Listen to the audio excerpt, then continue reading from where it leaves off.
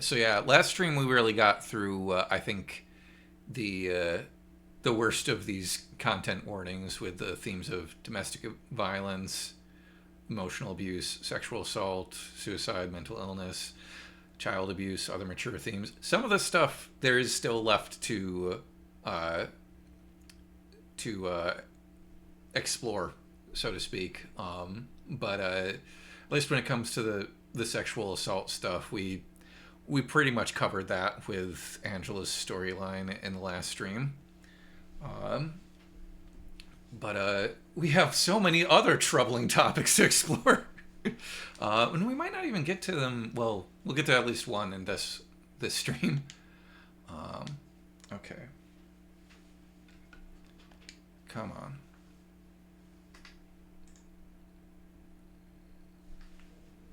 Okay. Let's see if this is good. Okay, cool. I should just be able to hit continue.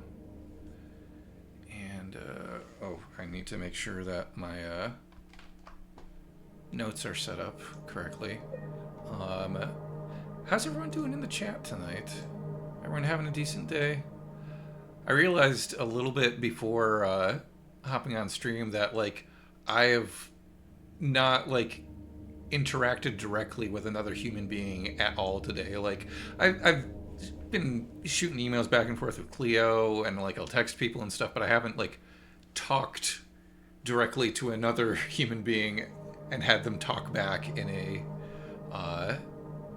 just normal conversational way all day, which is can be a little odd. I'm trying to be good about getting out of the house, even though I'm still unemployed. But we'll see how that affects my speaking skills tonight on the stream. Yeah, I think these are fine. Okay. Is there anything else I need to do? Okay. I think I've stalled long enough. And if all goes according to plan tonight, we should be able to make it a decent way through the game. How's the volume on the game right now?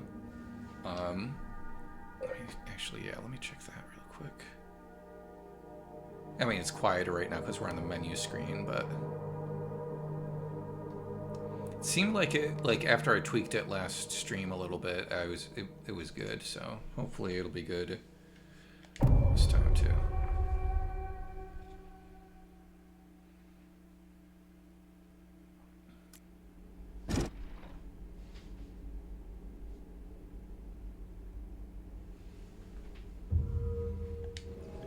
Okay. So we are back in the Labyrinth. And my controller is being weird, so maybe I will grab the new controller. No, it's fine. It's just this game has different controls than the other games I've been playing lately. Let's do a quick check on Maria. See how she's doing after 2 areas of bullshit.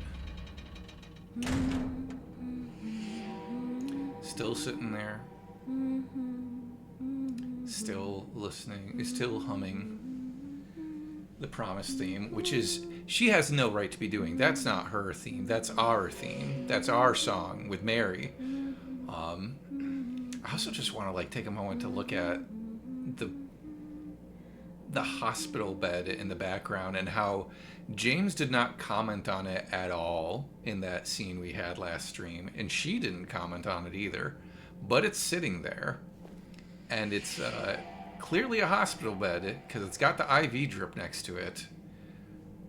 So I gotta wonder what's going through James's mind right now. I'm gonna see if I can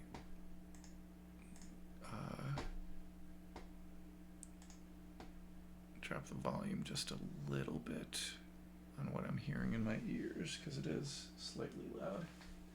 We're getting all this technical stuff out of the way early so that we don't have to deal with it later.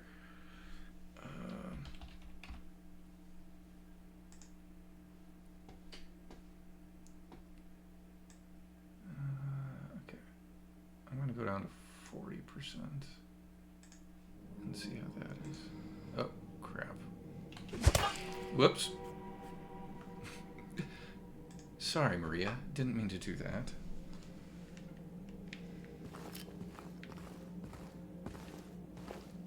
Right, though in fairness, I suppose at a certain point, James, this might as well happen, I guess. Yeah. That's fair, Amat. Okay. So what's the last place we have to get to?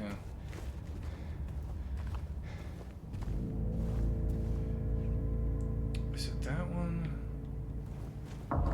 Here we go. Wasting time with the box.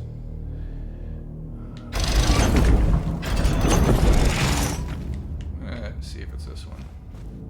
Just for the heck of it.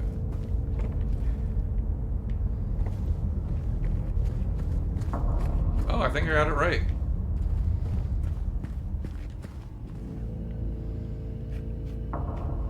Oh. Oh! There's a little secret. I've never been here before. A little secret hideaway with some extra supplies. Sweet. I was like, oh, that side of the box, the symbol got scratched away or something, so that must go somewhere, right? They wouldn't just scratch off the side, the symbol, and it not have something.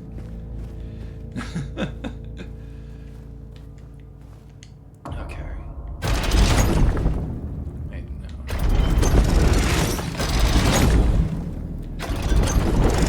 This is where I was before with the desolate area, I think.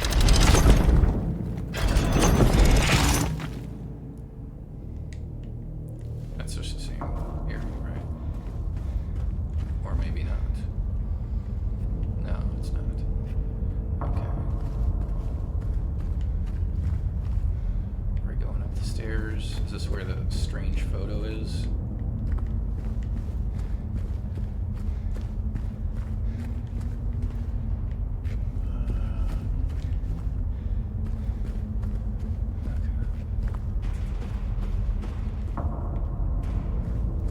Oh, it is.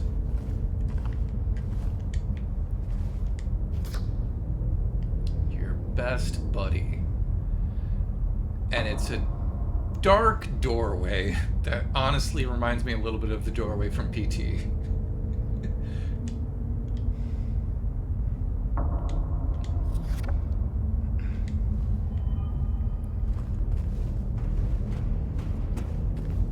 Cleo, I am just as surprised as you.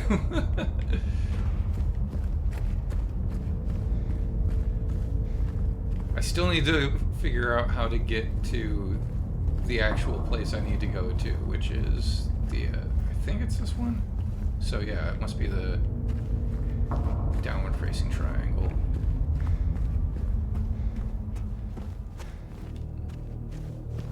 This is a problem with yeah, because that's the one that's lit up. Okay.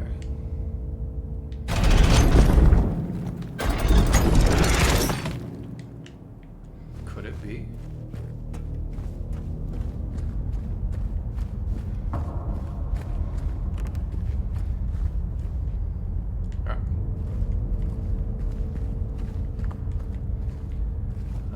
Stairs. Stairs.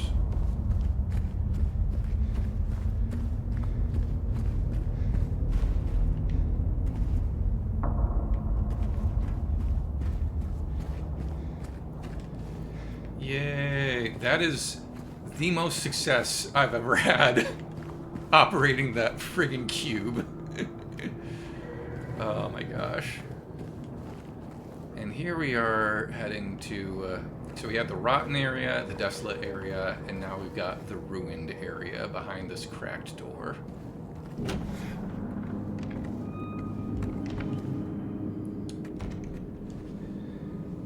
And I'm gonna spoil a little bit about this area. It's a gauntlet of sorts. How loud is it? Is it as loud to you guys as it is in my ears? Because I, again, might need to turn it down a little bit. And I don't want to blow blow out your eardrums any more than mine. But because I know this is going to be a gauntlet, it is time to break out the chainsaw.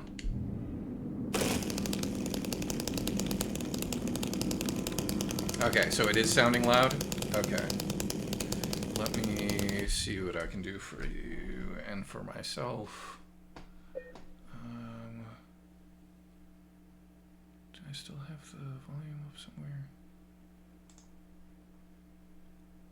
Just volume.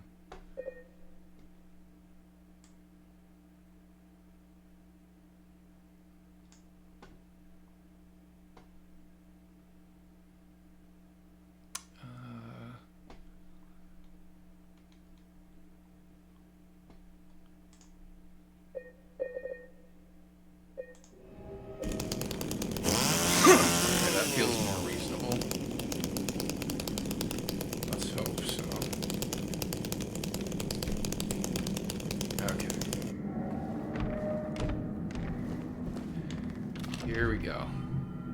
So, this is James and Mary's apartment, or at least what we believe to be James and Mary's apartment. And we've got Mary's sickbed, which, honestly, what is that on top of it? Is that like a... For a second, it almost looked like a squashed like stuffed animal or something, but I think my eyes are just playing tricks on me.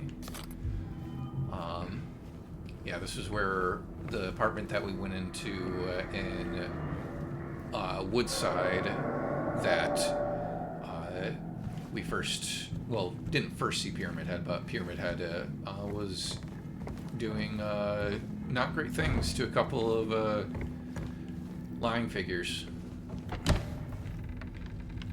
The couch is gone. Got a little power strip. Okay. Okay, no, for a second I was going to call shenanigans and say those weren't like 80s like plugs and stuff, but now they're big enough to be. Oh yeah, I'm going to break this.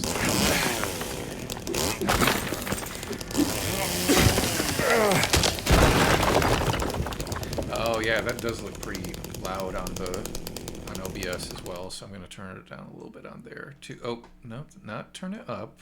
Come on. Turn it down just a little. Okay.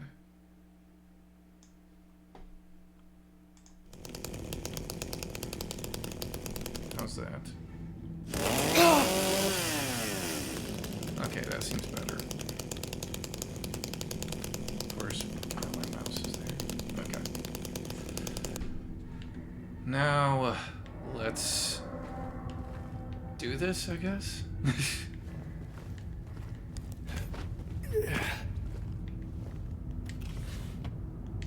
Generally gonna rate everything before I trigger the gauntlet. And similar to the section with Angela,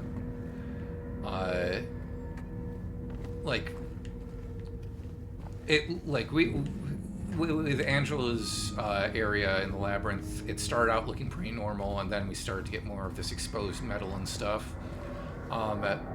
With this, we're already starting with some of that stuff showing through. I think it's potentially indicative of like how James's mind is already starting to the walls that he's built up between him and what he's trying not to remember are breaking down, and the illusion is fading.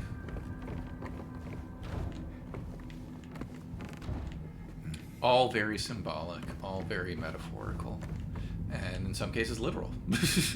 Literal walls, like the one that I just tore through. Okay.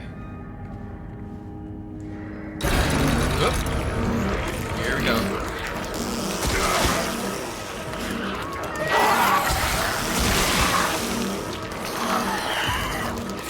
Where are you? Oh, it's a nurse. Oh, she dodged! Clear indicator that chainsaw doesn't solve everything.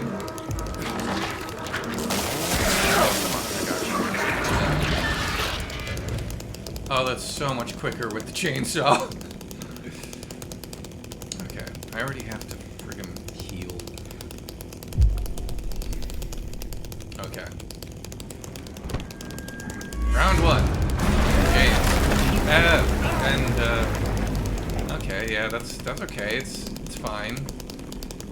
Walls aren't literally crumbling around me, ready to just drop on me at any moment. Oh. Oh look, it's even more ruined. But the bed seems less ruined, interestingly. I have never paid attention to that detail before, but there was like shit and stuff on this before, and now there isn't.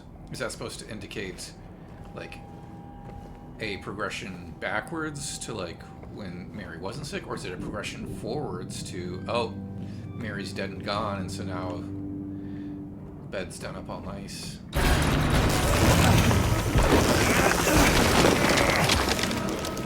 Over here? Oh, there's dudes in there. Oh, nope, there's dude right here. Oh my gosh. I need to do something. Oh, jeez. Mannequin. Okay. Healing. How are we doing loudness-wise? Can you still hear my voice over the game?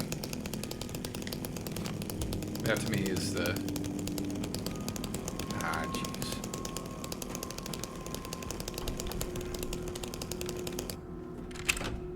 Okay, sir.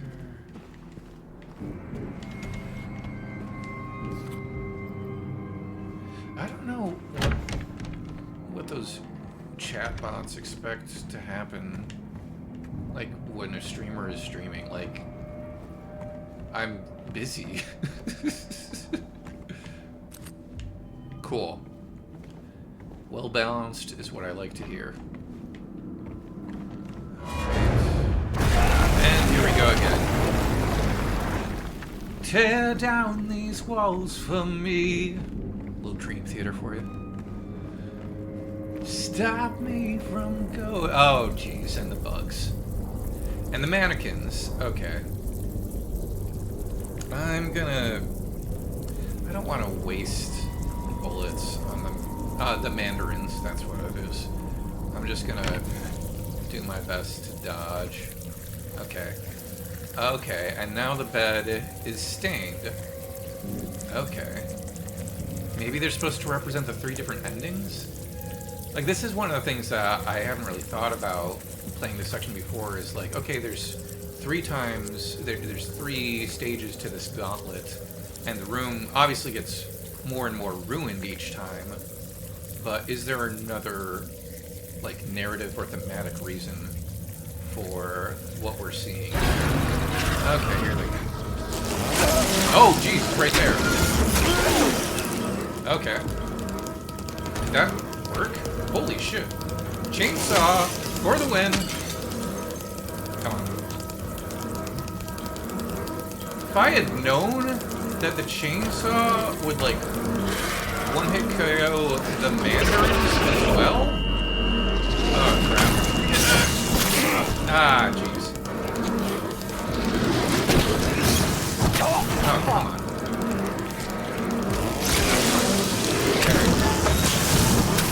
Ah, jeez. And I would have been doing that ages ago.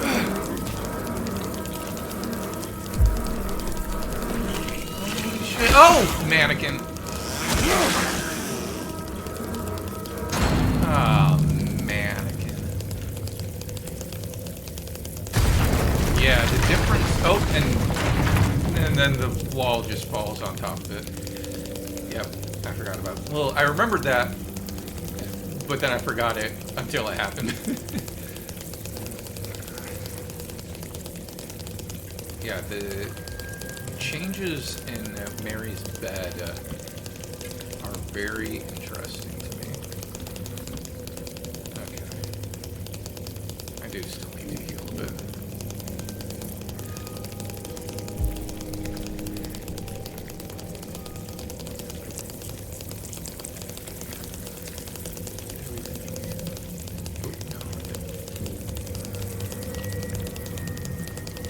See, for someone with a chainsaw, this whole gauntlet just becomes a supply replenishment. If you don't get hit a ton, have to use health objects. Man, someone had a really bad time in the bathroom. My heart goes out to you.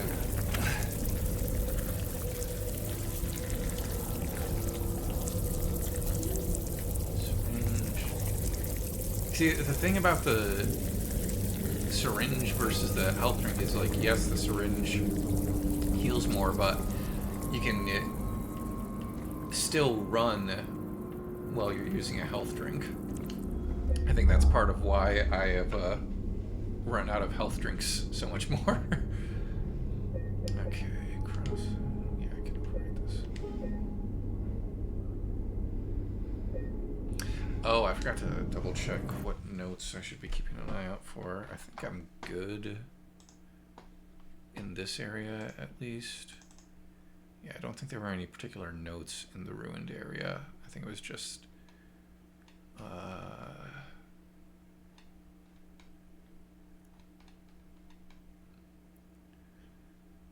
Okay, come on.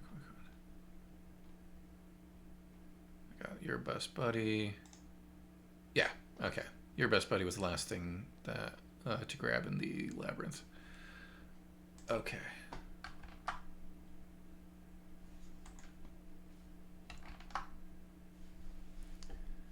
Hold on, I need my chat though, so I can see what people are saying. Okay. Yeah, I just saved. Okay.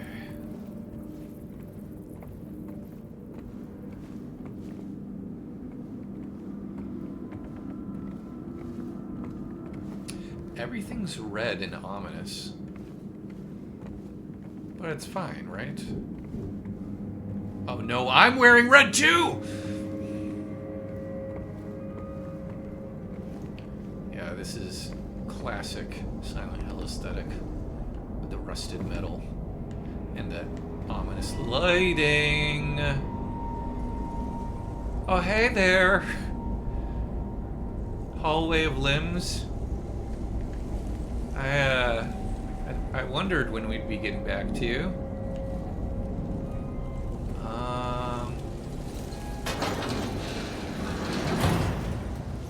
Oh, and that gate just came down. I'm sure it's fine. Everything is fine. I can't walk through there. Well, time to run, everyone. Oh no. Nope. Aha! There we go. See, Leo was talking about this before where, like, I guess some of the walkthroughs suggest, like, oh, you actually have to take a swing at Pyramid Head before it'll let you run forward. But I think the indicator here is actually something different. I think one of the things that's happening here is that it is literally the presence of his great knife that allows you to start to cut through everything, so to speak. And I'm going to switch off of the chainsaw now. And you'll see why I think that shortly. 208 though. This is that same room number we got in Woodside, lo these many moons ago. I think, are we assuming 208 was like Marion James's apartment number or something? I can't remember. Oh. I suppose we gotta see what's inside.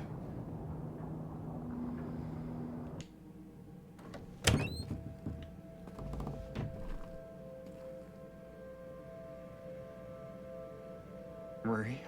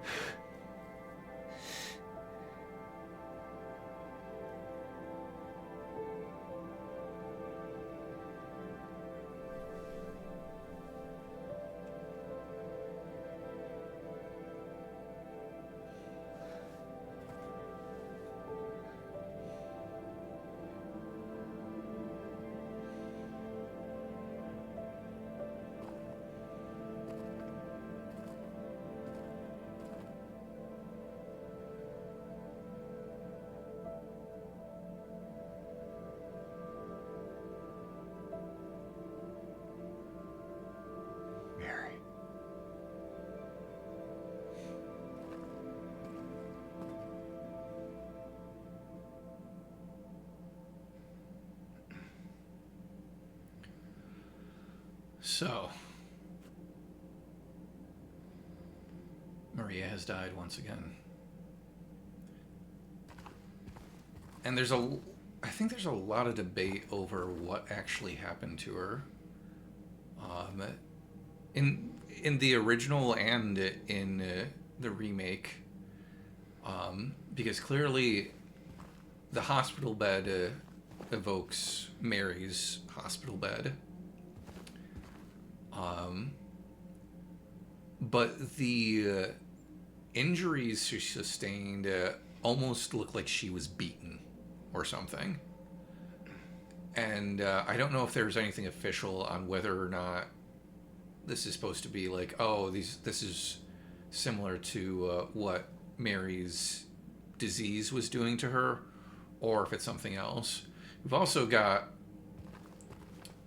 these bars busted through, busted outwards, it would seem. Which, another theory is that Pyramid Head came in here and killed her. But he definitely didn't do it the same way he did last time, if he did. Yeah,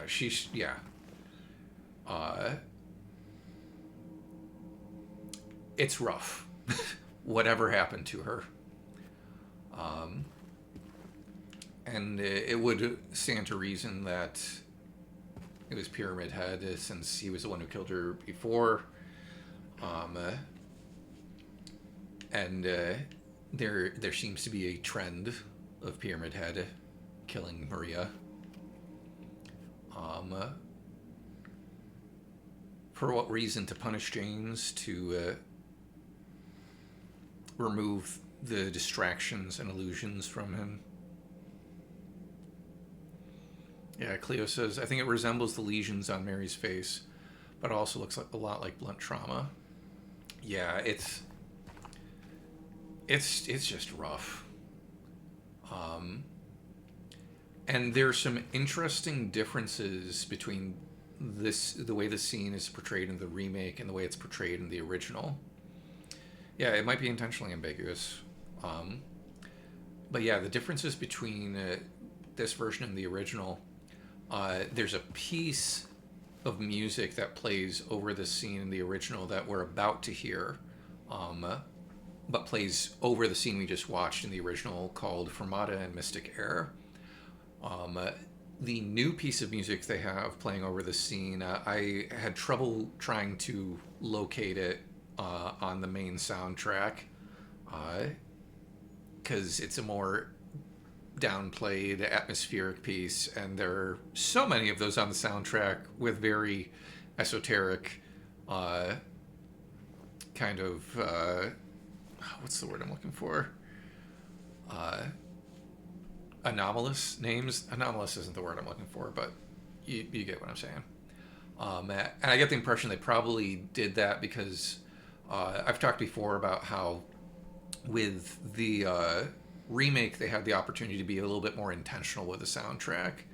And a lot of the scenes that had music that was a bit more synth heavy, or just music in general that was designed to be played on loop in the background, written without a particular sense of like, oh, how long is this piece going to be playing? How long are they going to need it? How long is the scene going to be? Rather than have that same approach for the remake, since they know what they're doing with the remake, since they have the opportunity to be more intentional, I think they decided to have the music be a little bit underplayed, so that you can focus a bit more on what's going on in the scene between James and Maria. But another one of the big differences is the blocking of the end of the scene, where in the original, James sees Maria and he breaks down at the bedside, exactly like James does here. And then while he's leaning there on the bedside, head in his hands, he says, Mary. For the remake, they've decided to have James have this, what looks to me like this moment of recognition or realization. I think there are a lot of different things you can read into with the expression on his face as he stops crying and he gets back up and then he says Mary. One of the theories I had is that it's sort of him remembering, wait a second, there's somewhere else I need to be. And Maria wasn't even supposed to be here to begin with. She already died once. I think another part of it is, as with Maria's death before, Maria's death in this game consistently evokes Mary's death. Even if it isn't the same method or the same way that Mary died, there is something about just witnessing this woman who looks like her die that is going to make James think of Mary and her death. And so I think it is another moment of the mental walls he's built up in his head starting to break down, and acknowledge the truth. But he's still not quite there yet. So now let's leave this room and we'll hear and talk about another iconic piece from the original soundtrack. Oh, and there's the death rattle breath. There, we got it again. Again in the right speaker.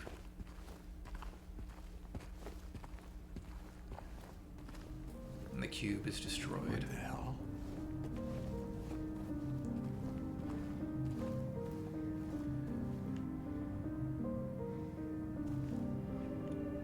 We'll deal with that soon enough.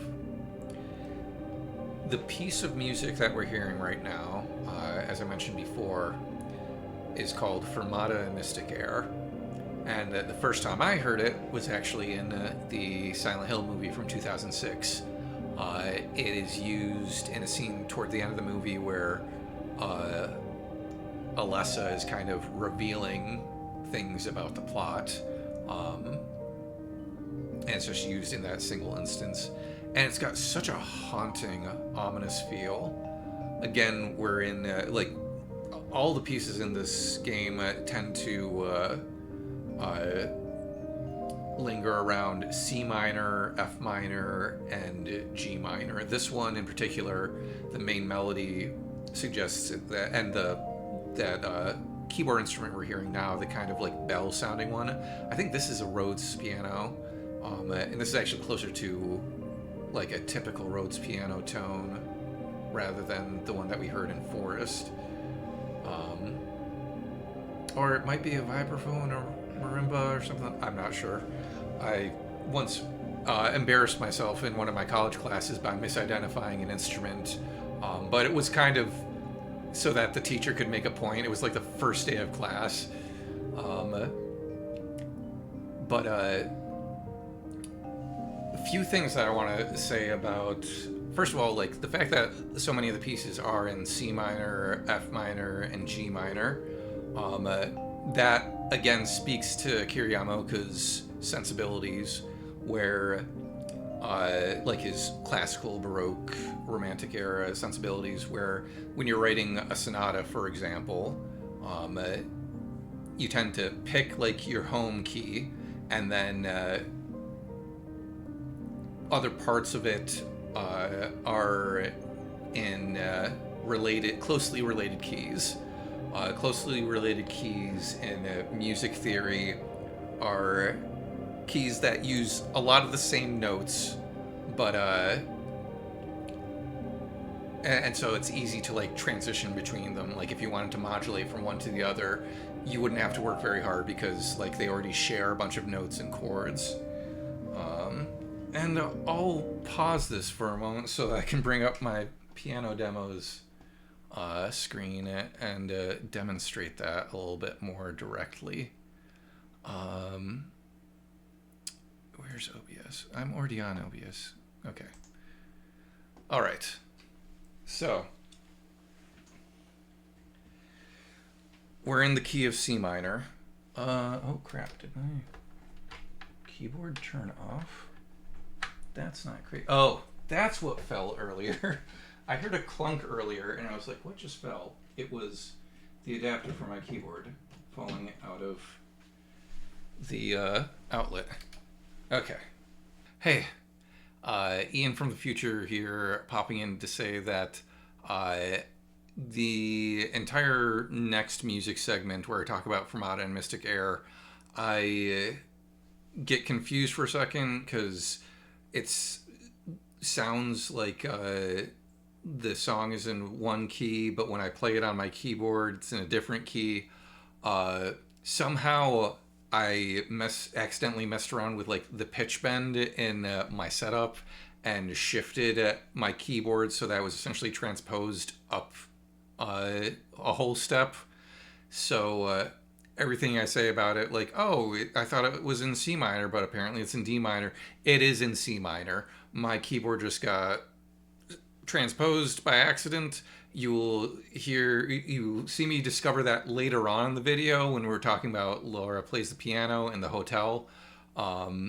But unfortunately, I didn't figure that out until that point. So this whole sequence, most of the stuff I talk about will still be correct. Like the scale degree stuff I talk about with like 1, 4, and 5, and 6, and all that stuff. It's just I'm talking about it in the wrong keys, unfortunately. So apologies for that. Don't know how that happened. I'm really annoyed about it, but I wanted to pop in and put this little disclaimer in here to let you know that like the notes you will hear are actually in C minor, but the ones you'll see on me playing on the screen on the piano will unfortunately be in D minor because the keyboard got transposed by accident. Sorry about that. Back to the video.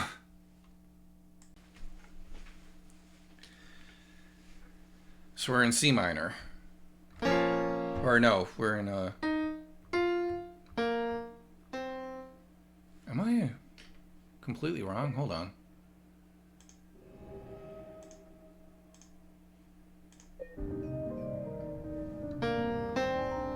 Oh, we're in D minor. I have that completely wrong. All the stuff that I was saying about, like, all the pieces being in C minor and, like, whatever, don't apply. But still, closely related keys. I do have something relevant to talk about with this piece, even if it's in a different key than I thought it was. We've got this piano ostinato playing over and over again, in the foreground, like as our main instrument. And then we've got this tone in the background, this kind of like eerie synth tone that's kind of crackly and radio-like. I think it's panned to the right if you've got like headphones or like stereo speakers, but it's doing this little like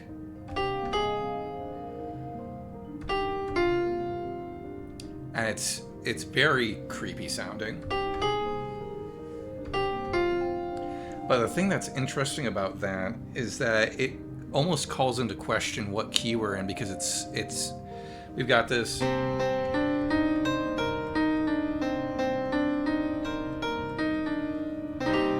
so primarily we've got this like D minor add 2 chord going on, but this synth instrument in the background, it is really lingering on those 6th and 4th scale degrees, which we were talking about last time. Like the 6th scale degree and the 2nd scale degree in minor key tend to give it these points of tension. 4th scale degree can kind of do that too, but those, because they're lingering around that, almost suggests like a G minor chord over D minor. There's this weird kind of like tug of war almost happening with what key we're in and what the primary color and texture of the chord is, which I think is very intentional. It's supposed to be just like we've just witnessed something awful, and like the music is kind of it's almost like a reflective of James's mental state, where like, okay, we've got the literal story happening with he met Maria and she died and then she came back and now she's died again, and then we've got this underlying story of like of the emotional story of like, yeah, but I'm searching for Mary, and there's this like we're starting to get more of this conflicting information for us as a player and for James's character, where it's like none of this makes sense, and I think that is kind of reflected in the sort of ambiguous tonal center of this piece of music. And what I was going to say before about related keys, or closely related keys, when writing in like sonata form and classical music, in Baroque and classical and romantic music and that sort of thing, you have if we're in D minor like we are in this piece, or kind of D minor with a G minor feel thrown in there just for the heck of it. The closely related keys are going to be are keys based on your fourth and fifth chord of that, if we're talking Roman numerals. I'll pause the game again so that I can kind of talk about this without that droning in the background.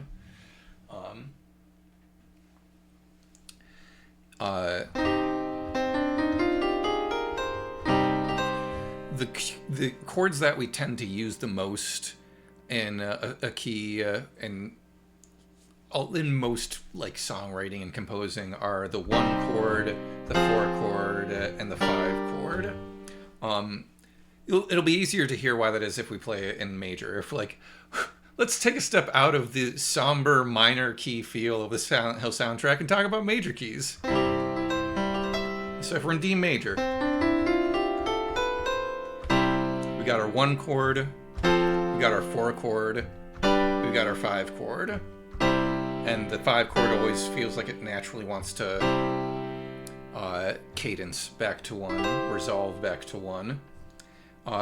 So much of music is just based around the relationship between these 3 chords. I could probably make a list of even more songs than I did for my video on Promise and White Noise, where I added a list of just all the songs that go. But even in that chord progression, we've got our 1 chord, we've got our 5 chord, we've got our 6 chord, and then we've got our 4 chord. So in like a classic sonata form, you typically pick a key, and I'm drawing on like stuff I haven't thought about since college, really. But you're a sonata as a term can get confusing because there's the sonata form itself for like a composition, which I talked about with Heaven's Night, I think, that music, where you've got your statement of your theme, your development, and your recapitulation, which the Moonlight Sonata, one of the most famous examples of that is the part of the Moonlight Sonata that you hear most often, like in the movie Misery, is the first movement of the Moonlight Sonata, which contains that statement of a theme, development, and then recapitulation. The sonata form as like a performance piece, I'm getting my terms and stuff kind of muddled, but the sonata, something like the Moonlight Sonata, it has 2 other movements, and I can't remember off the top of my head what key the second movement is in, but the Moonlight Sonata itself is in C sharp minor. And so the second movement, I should just look that up really quick because that's not hard to find.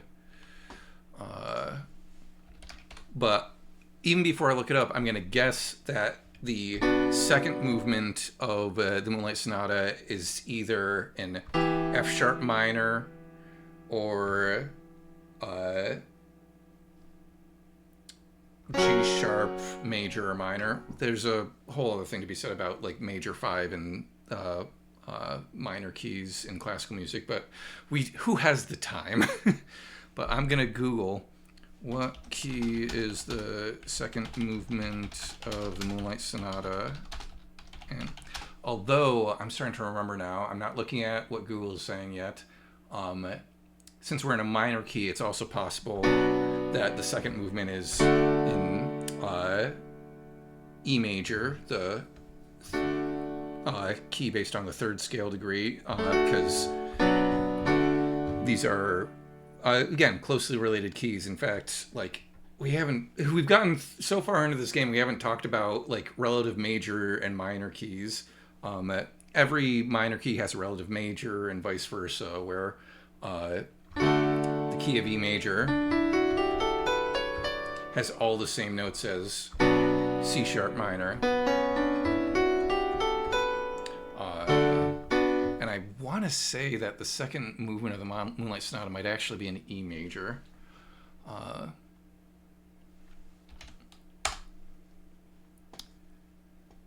Yeah. Okay, so yeah, the first movement is in C sharp minor. Oh, the second movement is D flat major. Okay. So Beethoven was being all spicy, and so his first movement is C sharp minor, and then his his second movement is D flat major, which is technically C sharp major, but because of the way that we name chords and stuff, it's okay. This is a fun little diversion, but I don't want to take up too much time with this. But again, the only reason I bring it up is because there's this idea of closely related keys. And so because of that, like when we're looking at a piece like Fermata and Mistic Air, we've got this melody with the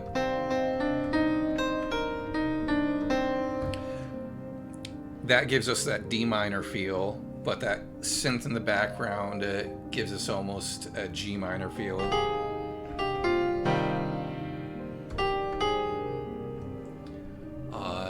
And then we've got another synth that's doing like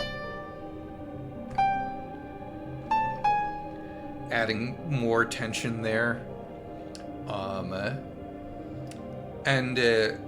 Oh, that was the other reason that I wanted to bring up closely related keys. Like, it also makes sense that Akira Yamaoka would use a lot of the same keys for a lot of the music in a game like Silent Hill 2, because it makes it a lot easier to like mix and match stuff where you want it to be, or for things to flow into each other. They're closely related, so they will sound natural and in the same universe together. Was there anything else I wanted to say about this piece? Fermata and Mistic Air. Yeah, it's in D minor, but it's got very strong G minor overtones. And yeah, you are not going to find this piece on the remake soundtrack because they did not re-record it. What we're hearing right now is the track from the original game, which I think is fine. I think like it is so iconic, and I think it's fair that there were a few pieces where they're like, we don't need to redo this. It like serves the purpose well. Other pieces, like what we'll hear later, Laura plays the piano. I think they really wanted to figure out a way to be more intentional with the pieces, but particularly since this isn't playing over a specific scene anymore, they can just let it be this looping background music. because it doesn't have to hit specific beats in the scene the way that, like, After Daddy from the previous stream did, or as we're going to see, Laura Plays the Piano does.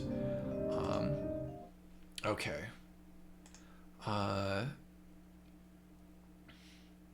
Yeah. I do have your note here, Cleo, about James's awakening that we just saw in that scene, but maybe I want to let you talk about that more, because you did have some really good things to say about it, and I don't want to steal your thunder. Anyway, quick check my checklist. Yeah, nothing till after the Labyrinth. So, let's get back to the game. For way too long, I thought that that piece was in C minor. I'm sure that I've, like, figured it out on the piano before and realized, oh, it's actually D minor. And then I just didn't play the piece for a while and forgot. Yeah, besides that, we've got the Great Knife here. Or at least when we talked about the Great Knife before, I think we talked about how Masahiro wanted to base the design off of a pair of scissors.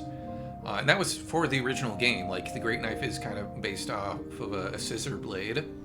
What they've done with and in the original, as you're wandering the Labyrinth, you find Pyramid Head's Sanctuary, which we did last stream, and you find the other half of the Great Knife scissors, and you can use it as a weapon in the game.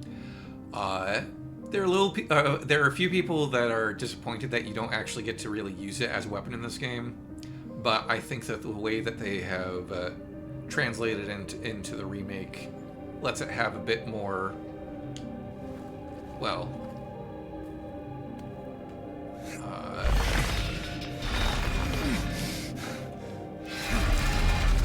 a bit more weight, so to speak.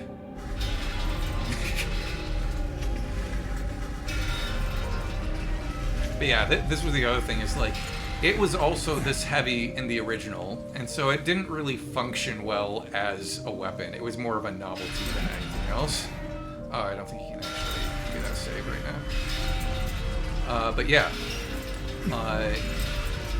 you now carry the knife with you, and like I was saying before, when you start to run away from the head in the previous scene, I think it's because the knife itself, I think the reason you're able to start moving forward is because the knife itself has some sort of effect on this tunnel of limbs.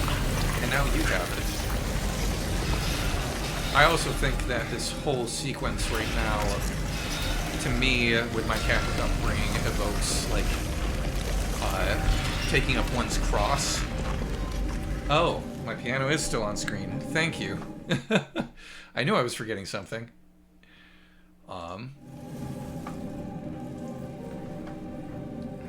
Well, the important thing was having it for the music talk, so. But yeah, I think this is very much like a James takes up his cross moment of the Great Knife kind of representing his burden. Oh my gosh, just go forward, please. And we've got enough Christian and particularly Catholic imagery that I think that that works. And yeah, you gotta drop it to be able to. Can we go back through? Oh, we can go back through. I never tried going back through, but now, yeah, there's still. You can't go that way. I think that dropped as we were entering the tunnel. Could save. Don't think we need to. I didn't really talk much about the cube being destroyed either. Yeah, I think the story that is being told here is like Pyramid Head chases you, and then he like gets to Maria's room before you. kills her through whatever means he does that. Bursts out of the jail cell here. Comes out and destroys the cube. Because he's like, fuck that thing. It took me 30 minutes just to get back to my sanctum. I hate it. Trying to figure out which Escher pathway leads me back. And then from there, maybe he went back through here, and we're just following his path. Or maybe he left the blade for us there and moved on.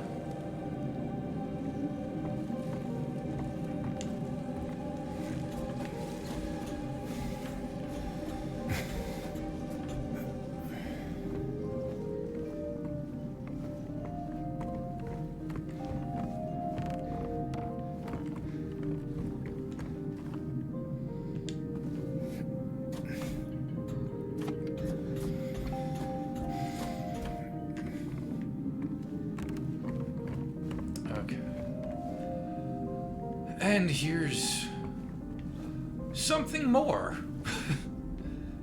But wait, there's more. And this is a moment I remember from the original.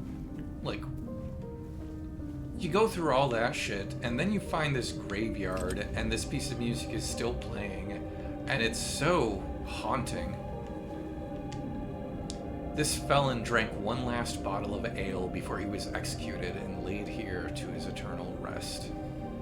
So we've got a felon.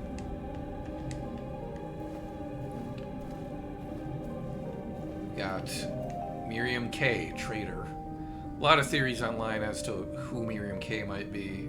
I'm not going to dig into them.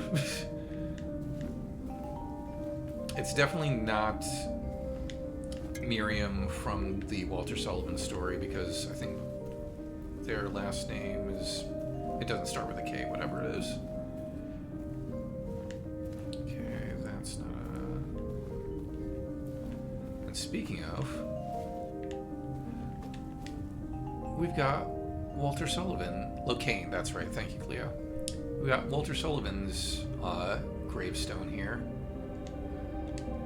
Walter Sullivan, the serial killer who killed the Locaine twins. Let's do a save.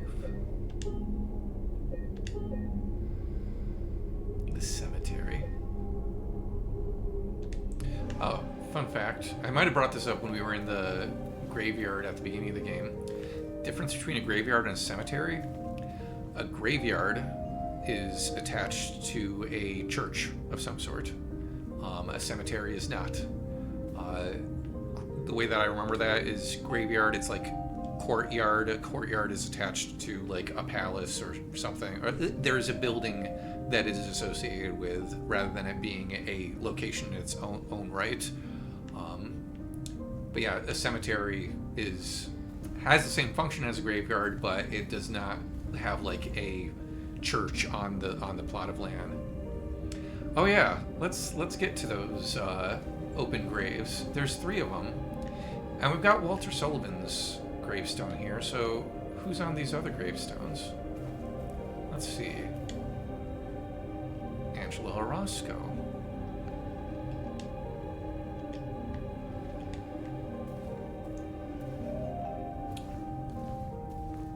And then we have Eddie Dombrowski. And Ghost of Christmas Future, who could possibly be on this final gravestone.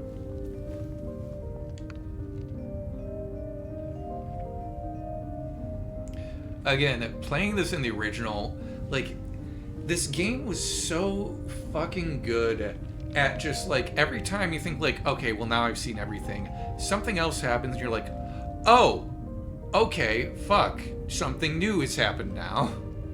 And particularly with something like this. Like, this is a cemetery for criminals. We've got the felon here. We've got the traitor here. And then lined up all together, we've got all of the killers. We've got Walter Sullivan. We've got Angela. We've got Eddie. And we have, finally, James. And then, yeah, after all the other holes that we've jumped down, now we've got one more, and it's our own grave.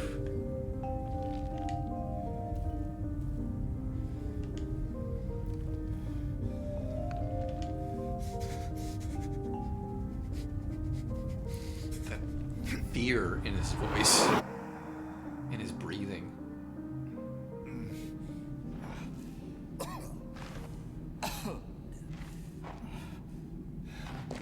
And where are we now?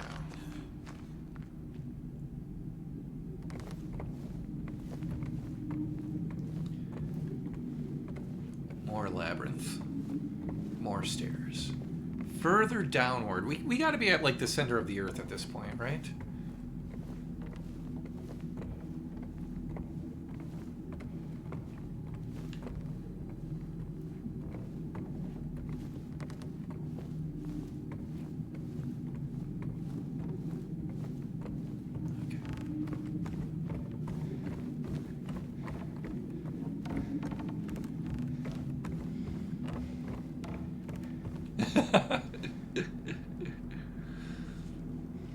Oh. Well.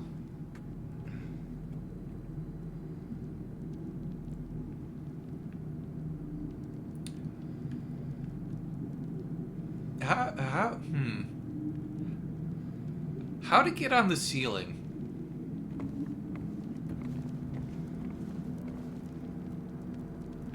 It's a lot of blood. Some of it's dripping. And there's a lot on the ceiling. This is fine.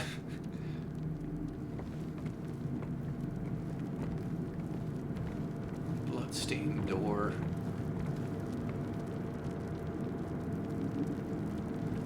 Yeah, this is just like dark water bullshit. It's a blood bomb style pattern.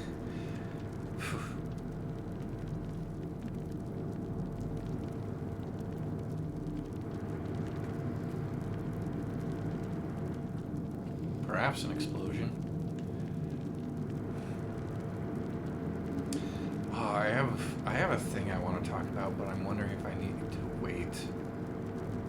I mean, I've been doing the full spoiler thing, but I'm also enjoying Amat experiencing all this stuff for the first time. Yeah, let's see what's beyond this door. Amat, can you guess what we're going to find beyond this door? I'll give you a hint. We've been through 2 sections of a labyrinth, and I'll even give you this. Oh, well, no. I don't want to spoil anything. Right on the money. Couldn't leave well enough alone, huh? You just had to follow me all the way out here. How many times do I have to kill you? Eddie? Whoa, Eddie, it's me. Oh. Hi, James. Eddie, what are you doing? What's it look like I'm doing? You fat, disgusting piece of shit, you make me sick. You gonna cry, fat ass? You gonna run to your mama? Waste of skin? Why don't you just kill yourself?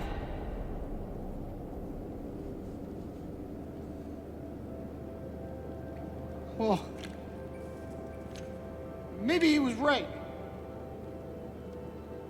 Maybe I am nothing but a fat, disgusting piece of shit. But you know what? It doesn't matter if you're smart, dumb, ugly, pretty. It's all the same once you're dead. And a corpse can't laugh!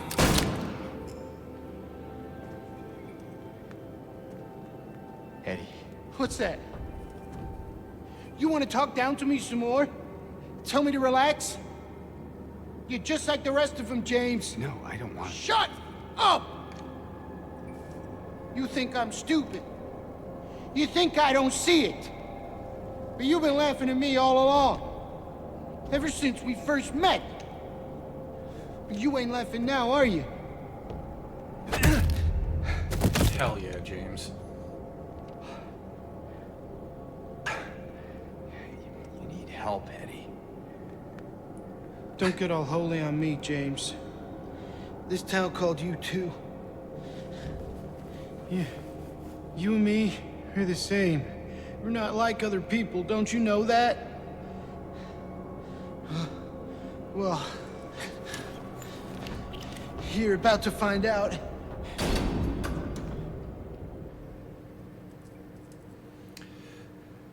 Yeah, there's a lot to talk about here, but first thing I'm going to show you is body. Kind of looks like James. And oh look, another body. Kind of looks like James. And oh look, yet another body that kind of looks like James. They all look the same. And yeah, yes, there is yet another body that looks like James. Oh, and here's one hiding behind this tube here. So here's the thing. This was one of the first places in the remake, because I think I had known the whole thing about James's bodies being all over the place in this game, in the original. But I only played the original once, and I didn't remember all these corpses being in this room. I think they are there in the original, but when I was playing the original, I didn't linger long enough because, narrative flow and everything. I had to go after Eddie. But this was the first place in the remake where I really started to get the sense of, oh, is this whole story something that's happened many times before? This is where I really started to think about, what Cleo and I have been talking about in reference to the time loop theory. Has James had this same confrontation with Eddie so many times before, and these are the previous outcomes? All of that said, my personal belief is that these are not James, but I do still think that they're all the same person, because he does say, how many times do I have to kill you? Here is my theory about what's going on here that I only really came up with in the past month or so when I had a lot of time to think about this game when I wasn't streaming it. Thinking about the structure of the Labyrinth and what happens in each section. The first section is Angela, and we have a boss battle with the abstract daddy creature, a representation of her father. Then we have the main section of the Labyrinth for James, where we find Maria in the jail cell. We use the cube to go to all these different areas that relate back to James in some way. He sees his office. He sees Pyramid Head again. He fights this gauntlet through different versions, worse versions of his and Mary's apartment. And now we get to Eddie, where, spoiler alert, our boss battle here is Eddie. We are going to have to fight him.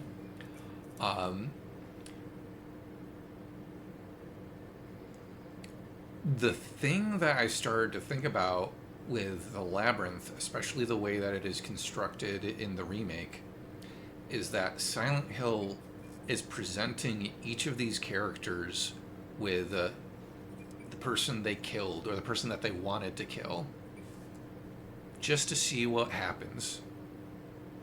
For Angela, she's presented with her father, and she cowers in fear. James is the one who has to ultimately vanquish it, and then she drops a TV on him.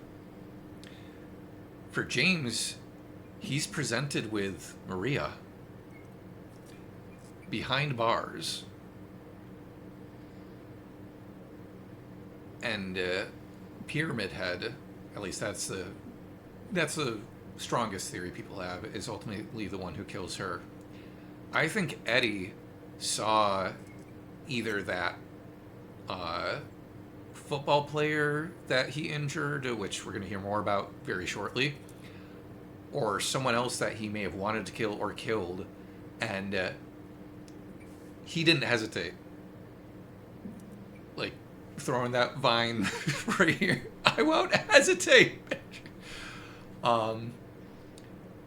He killed it again. And, I don't want to assume the motivations of Silent Hill, but for me, it almost, in my mind, I'm thinking of it as this, like, almost like a scientist observing, okay, what happens if we present these killers with the person that they killed? Would they do the same thing again? Or the person that they wanted to kill? And for Eddie, just killed him right away. And then the scientist is like, well, that was quick. I wonder if he'd do it again. Kills him again. Let's keep doing this and see how much he does it. And then when James enters, we hear him saying, like, how many times do I have to kill you?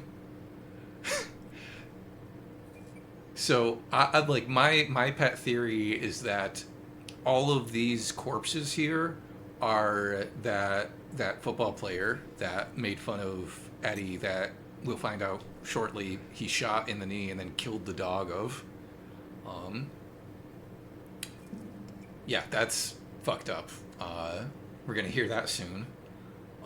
And it is disgusting, so I will warn you, for anyone who hasn't played this game before or watched it.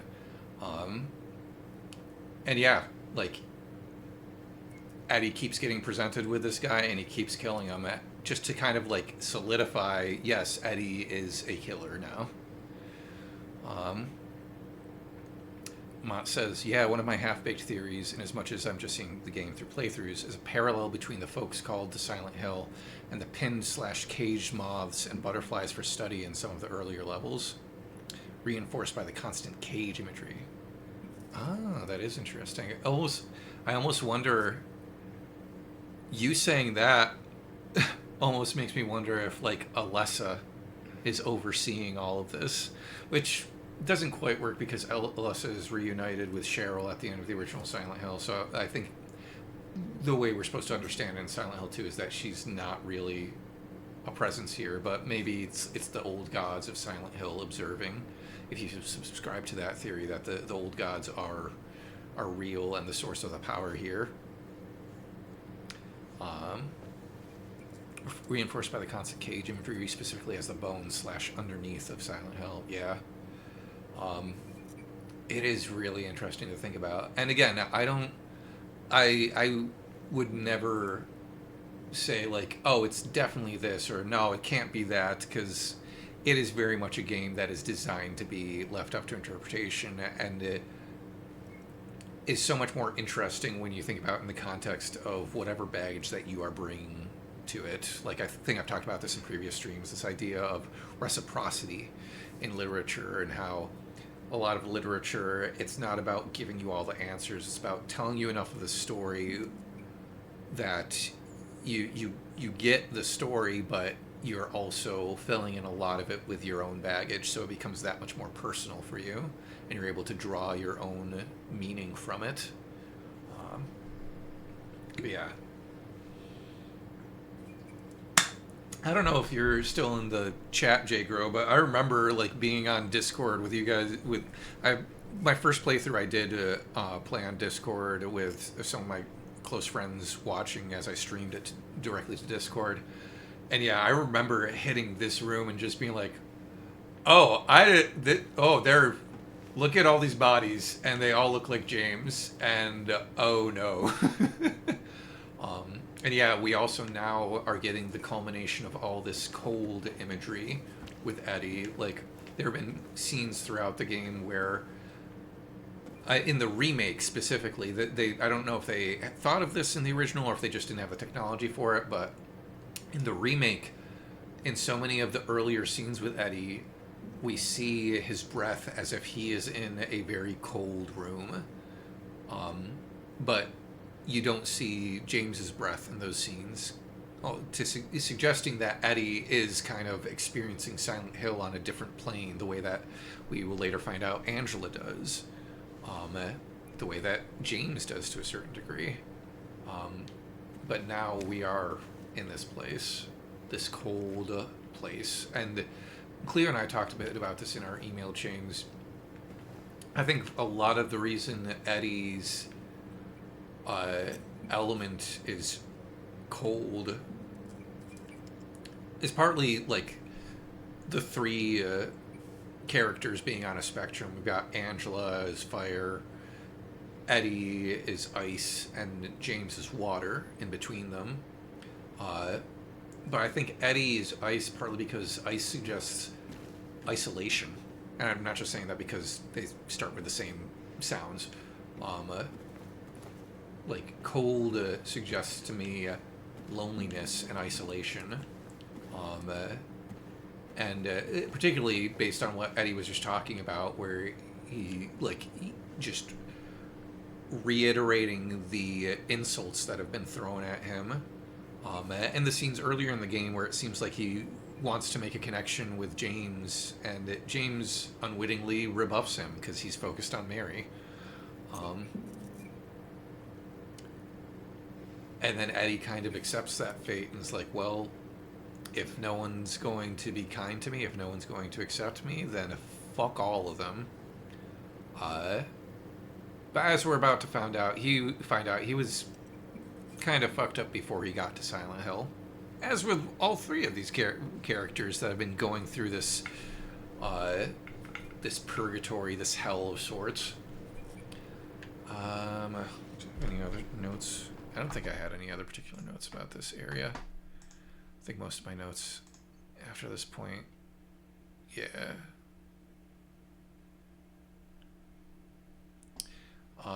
Oh yeah, another reason I think that these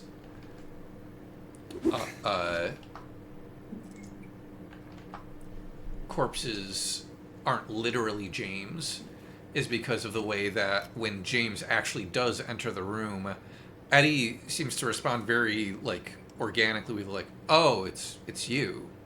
After James is like, hey, it's just me, and he's like, oh. As if to say, oh, you're not that bully that I've just killed 5 or 6 times over.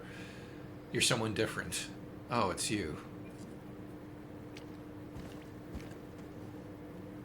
And then James defends himself from a guy brandishing a gun at him, and Eddie decides, all right, you're just like the rest of them.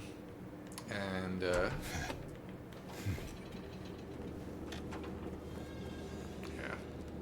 hold on.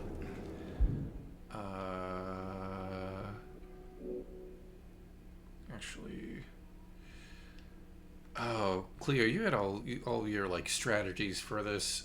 I have done this with just the chainsaw before. I did that on the all melee run, but it was a hassle. So I'm thinking maybe start with the rifle since he's slower at the beginning. And then, oh, I gotta reload that. And then switch over to the handgun. Oh yeah, this is another thing. I actually think it's a little bit more obvious in the original game. You come into this room with all this meat locker essentially, and the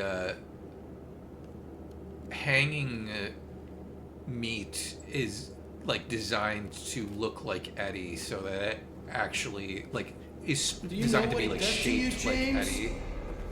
When you're hated, picked on, spit on, just because of the way you look? Yeah, I ran away after I killed that dog. But you know what? It was fun. And that's where I lose all. It tried to chew its own guts up. Finally died all curled up in a ball. That's fucked up, Eddie. Then he came after me. I shot him too, right in the leg. He cried more than the dog. And now it's your turn, James.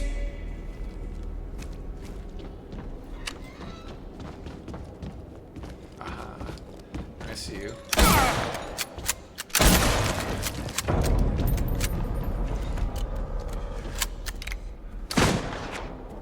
And hearing the soundtrack once again.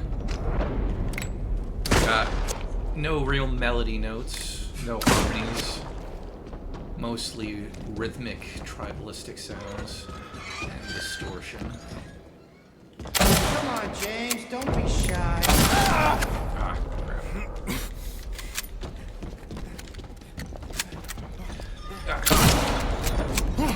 Wanna come up flank, dude? Oh, crap. Ah, fuck.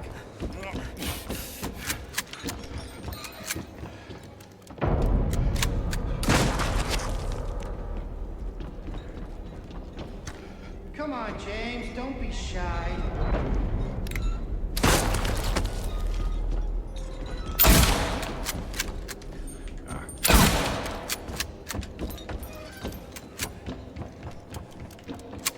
I'm coming for you.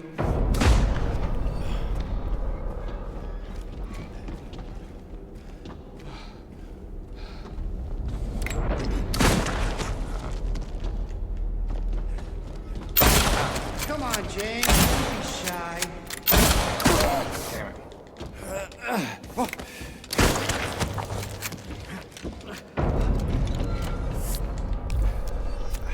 There you are.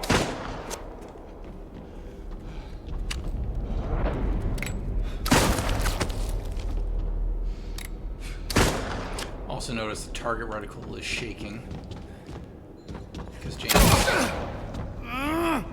doesn't want to kill a human being.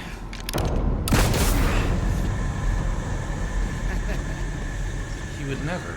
You die here, James. Okay. You'll squirm and squeal Now, I and think I'm cry going to like a switch to little shotgun. girl. And then you'll just curl up and die. And it's gonna feel great. Just like before.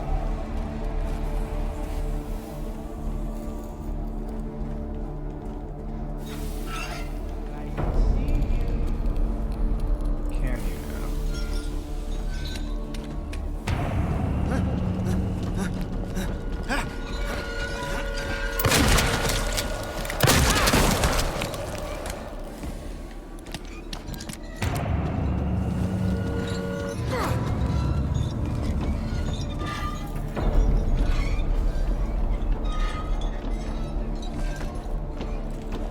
There you are.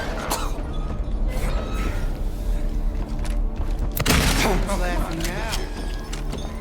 Ah.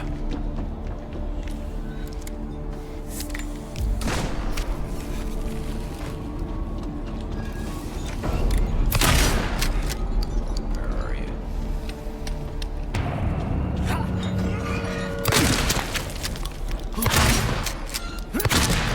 Oh, come on. I shot you right in the face. Ah, damn. Laughing now.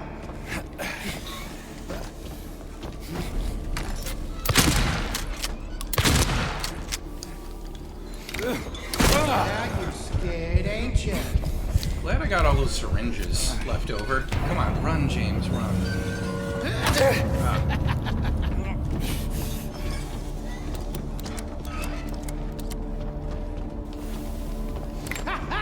Ah, jeez. Okay. Do I want to turn off the flashlight? I kind of like having the flashlight because it draws him to me, and so it's easier for me. Okay. Final sequence.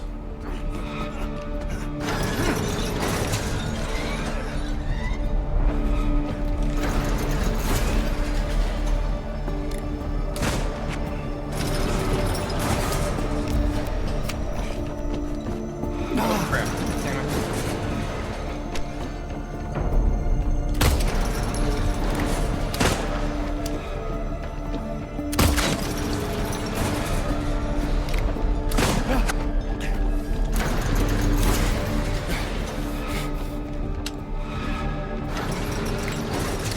I'll kill you, James! Yeah, having the flashlight off actually. I don't have it obscuring my vision.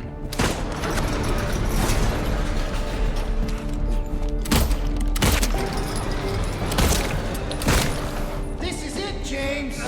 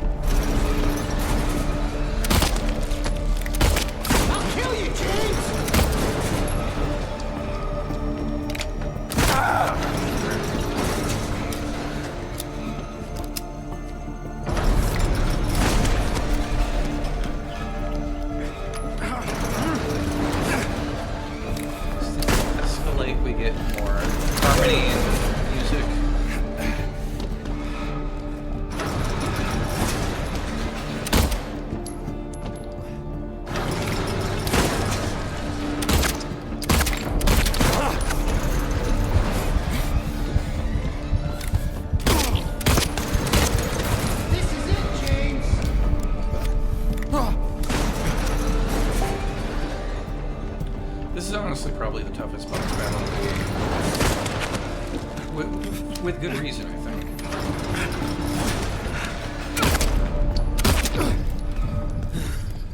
Oh boy. I actually did way better with that than I expected to. Thank you for the coaching, Cleo. Honestly helped.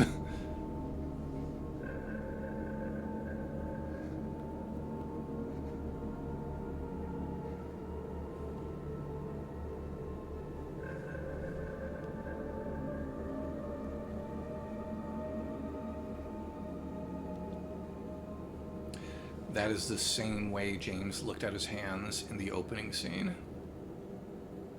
As he was washing his hands at the sink in the bathroom, having just gotten to Silent Hill after killing Mary.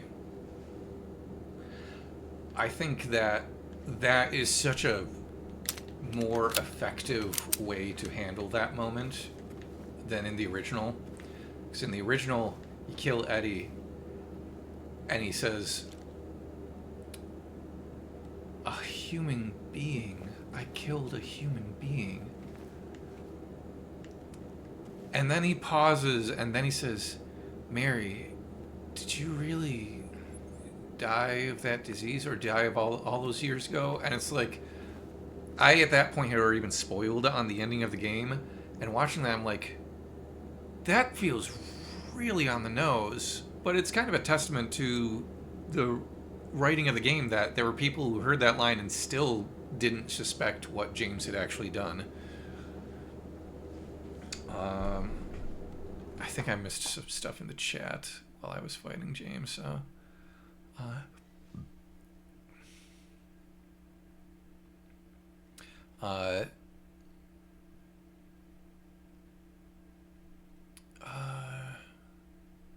yeah, slowest guns first, back to the wall, flash it off. First thought was it's purposefully to camouflage him. This fight does not play fair ever. No. Yeah, very tense, but also does draw attention to the game's mechanics of being shot versus how a human would typically react, i.e., die quickly. Yeah, that's one of the biggest differences between this situation and real life. But part of me wants to give it to him. Like, obviously, on a gameplay level, you got to make it interesting and engaging. But on another level, it's almost, I almost hand wave it as like, I mean, Eddie has committed so fully to being a killer. Maybe it is like something about this town that is keeping him strong. I mean, James also gets hit a bunch too, so it's one of those things where I'm like, Silent Hill, spooky magic, whatever. I'll give it to them. Okay.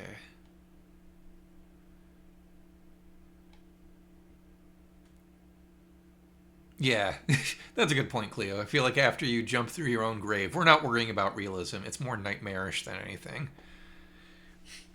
Yeah, it's very much this idea of like what feels right on a narrative level. And again, there are a bunch of different like creative properties that I think handle that well, where they give themselves an out.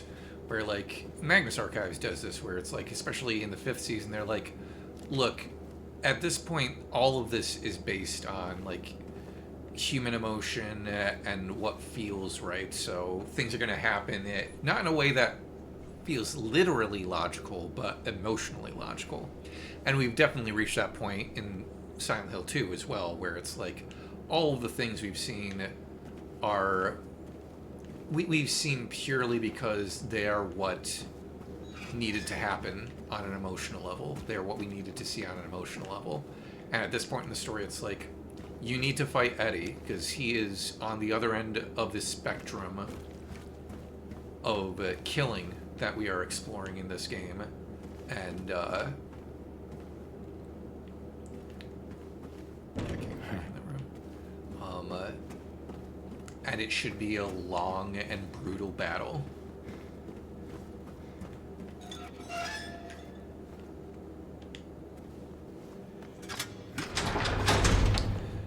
Here we go. Turn the flashlight back on. So, remember how we were just talking about how, like, we have to be at the center of the earth at this point? All those holes we jumped down, including our own grave.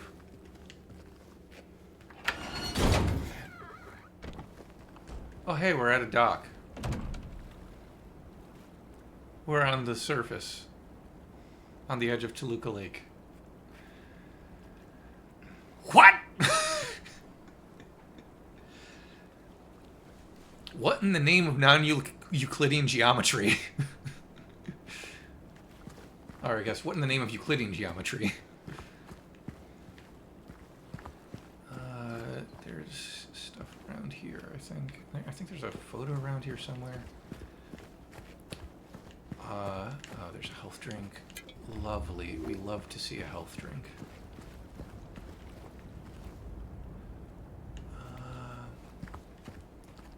Can we look at a map here? No. No, can't walk into the water.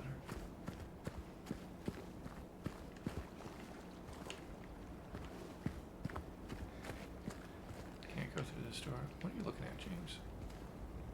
You are looking at something. Fog, never leave me again. Yeah, that's another thing I've seen a lot of people talk about. There you are, strange photo. Road trip. There's no road in this photograph. But it gives me a good jumping off point for talking about this next section. Where something, again, that they did with the remake, everything is intentional, that deepens the story in a lot of ways, is... you recall the story of the Lady of the Light that Maria told us at that statue, and then we read about again in the Historical Society, but it had a different ending than the version that Maria told us. Well, now we get to live out that story. Okay, I'm going to save.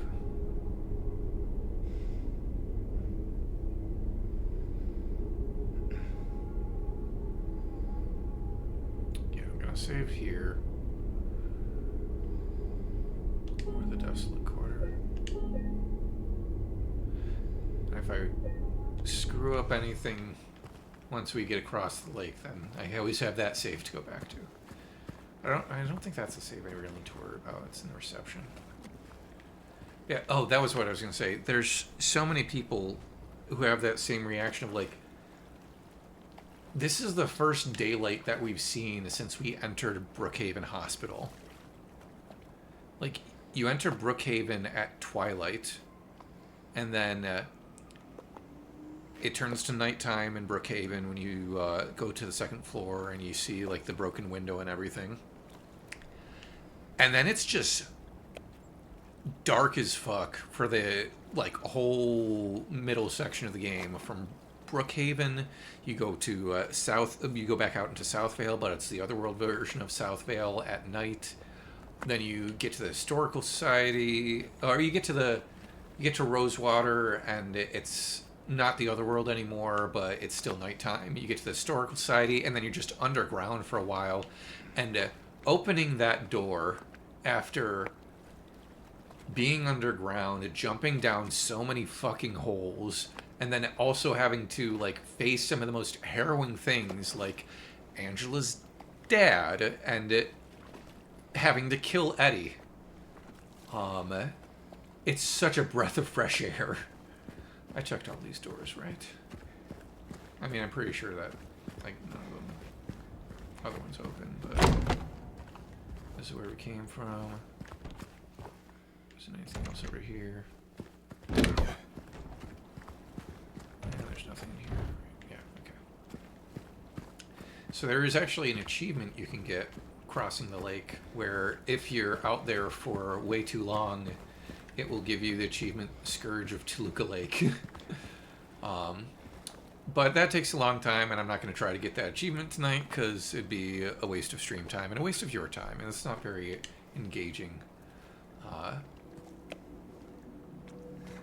cinema, I suppose.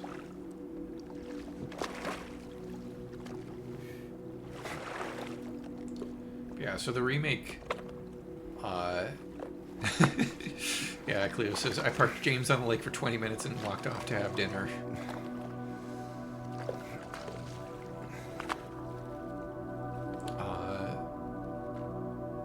This piece of music reminds me a little bit of,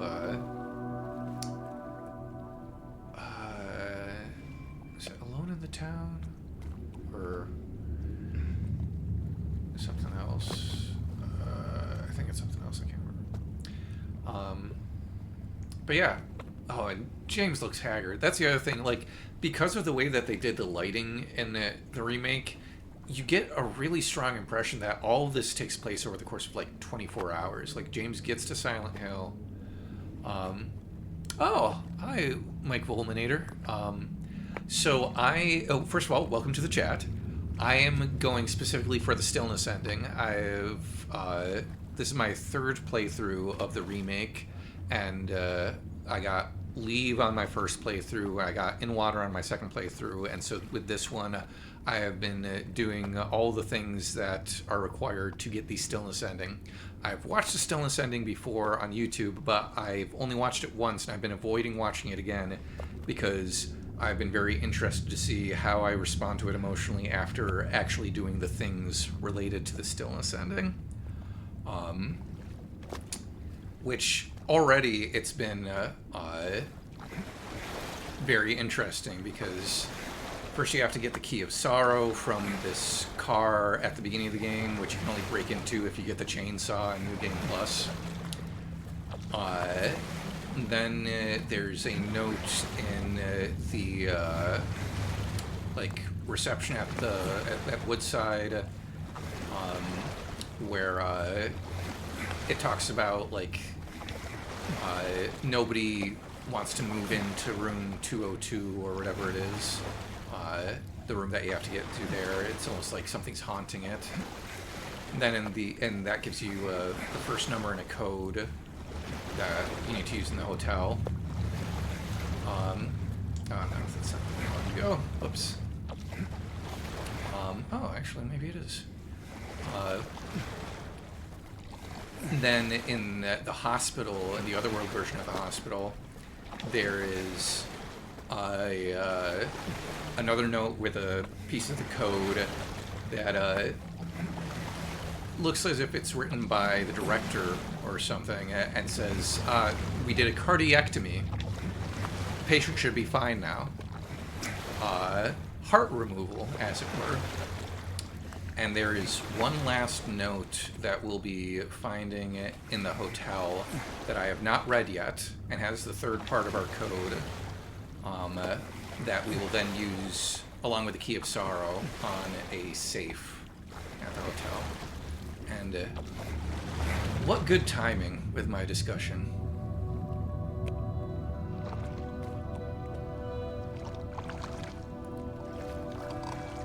And the notes, particularly the first one, all seem to support this idea of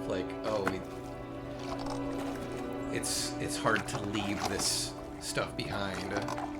It's hard to leave the place they lived behind. It's like the heart needs to be removed to be able to move on from what's happened. And I'm interested to see what this final note says, because it is entirely new to me since it was made for the remake.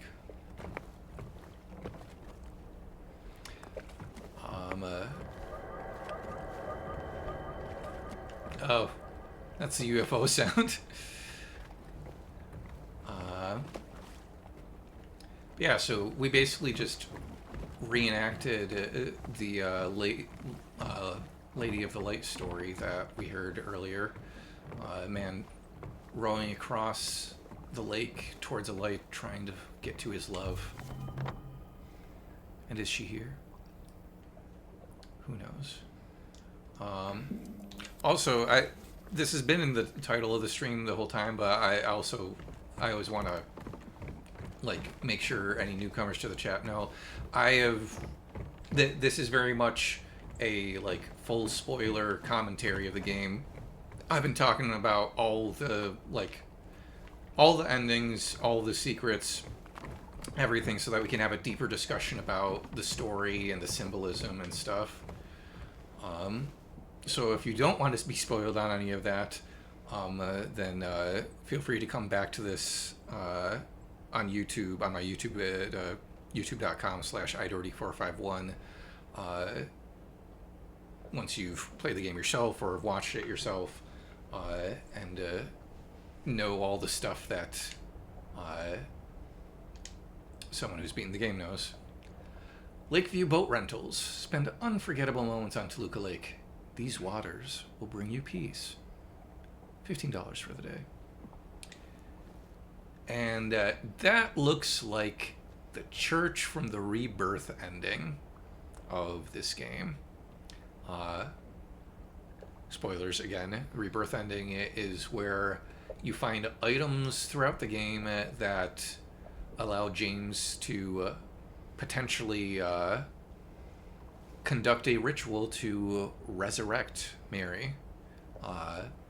Although you never see the results of it in the Rebirth ending. You just see James rowing towards the church, talking about how the old gods of this town had like a power or something, and he's getting ready to see her again. What were you saying, Amat?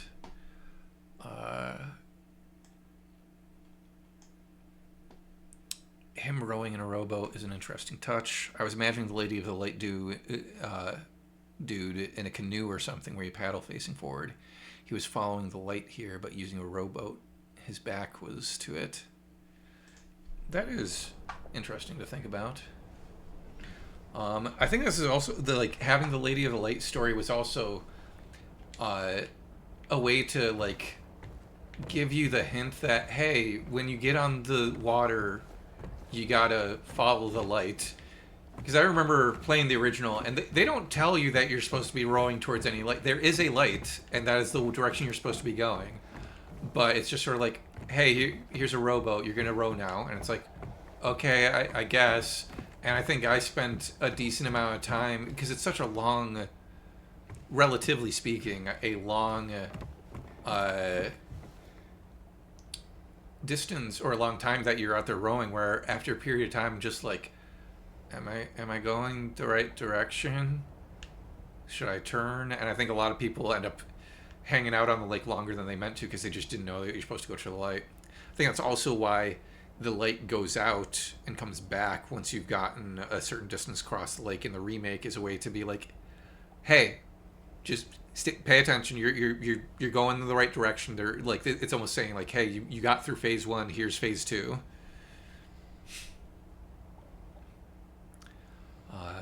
Cleo says, I wonder how meta intentionally that involves us. Like, he can't do this without the player as an in-game presence. An interesting thought.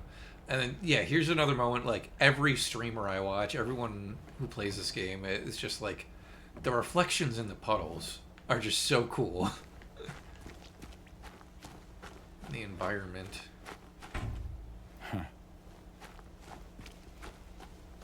We got a decent amount of time left in the stream.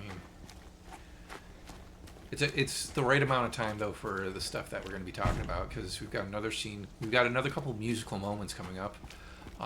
Mike Volminator, if you're still in the chat, another thing I've been doing with this commentary is doing a deep dive on a lot of the music, because I myself am a musician, and I have loved this soundtrack for 20 years, and hearing the ways that they brought back different themes, reinvented some of them, repurposed some of them. Hasn't changed at all in 3 years. Hasn't changed at all in 3 years.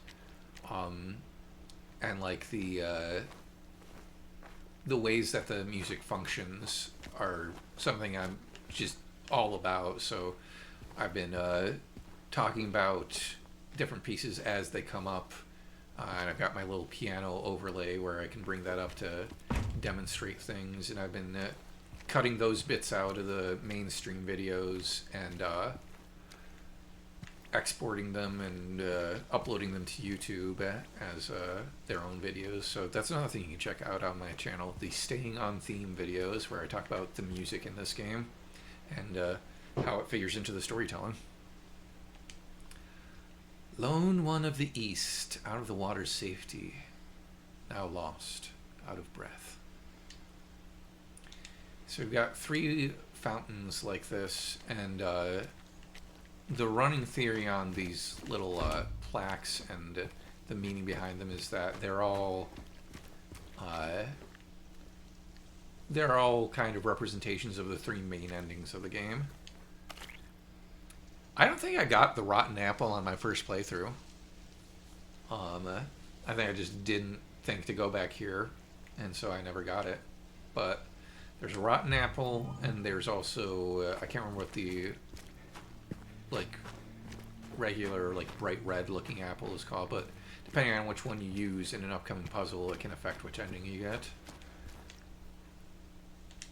As the cold draws near, they abandon their old nests to return in time. I think that was the case for a lot of people, Mike Illuminator. For anyone watching this later on YouTube, he says, that's super cool. It's a really incredible soundtrack. I didn't have much hope for the remake, but was happy to be wrong. Yeah, there were some of the early trailers did give me pause in terms of how it was going to turn out, and also just the track record that Konami has had with this series in the past. But I am so happy with how it turned out. I love this game. I love the original and I love the remake. I think they're both great games for different reasons, and for some of the same reasons, because they carry between the two. Large one of the West, tempted by the lure's appeal, failed to resist it. So yeah, that's the Maria ending. The lure's appeal. Did I read? My brain is completely blanking.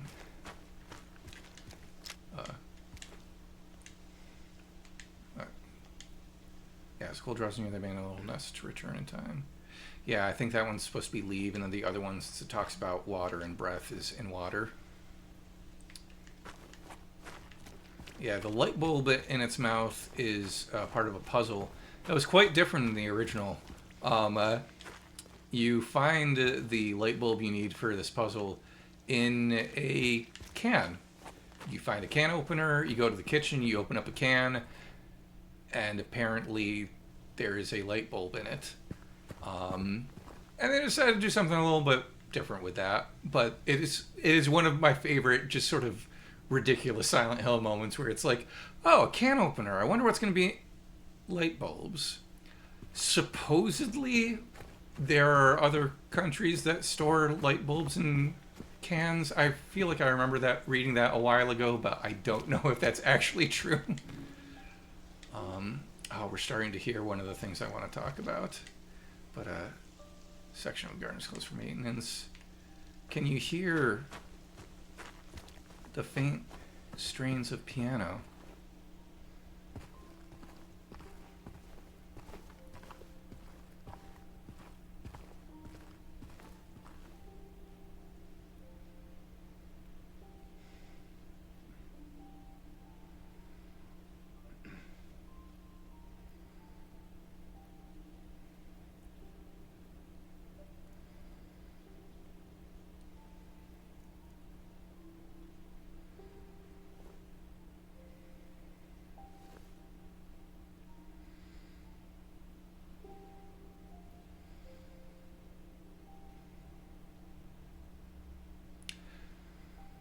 This may be my favorite musical Easter egg in the entire game.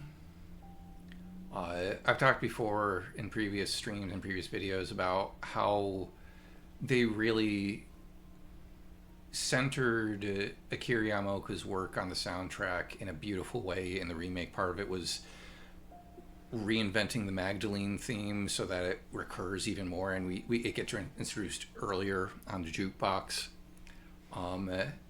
And I talked before about how they turned Laura Plays the Piano into a sort of recurring musical theme for Laura as a character, and how there are reasons in the game to suggest that, like, oh, maybe they took Laura plays the piano very literally, besides just the, like, nasty chord she hits on the scene that's coming up in the original and in the remake.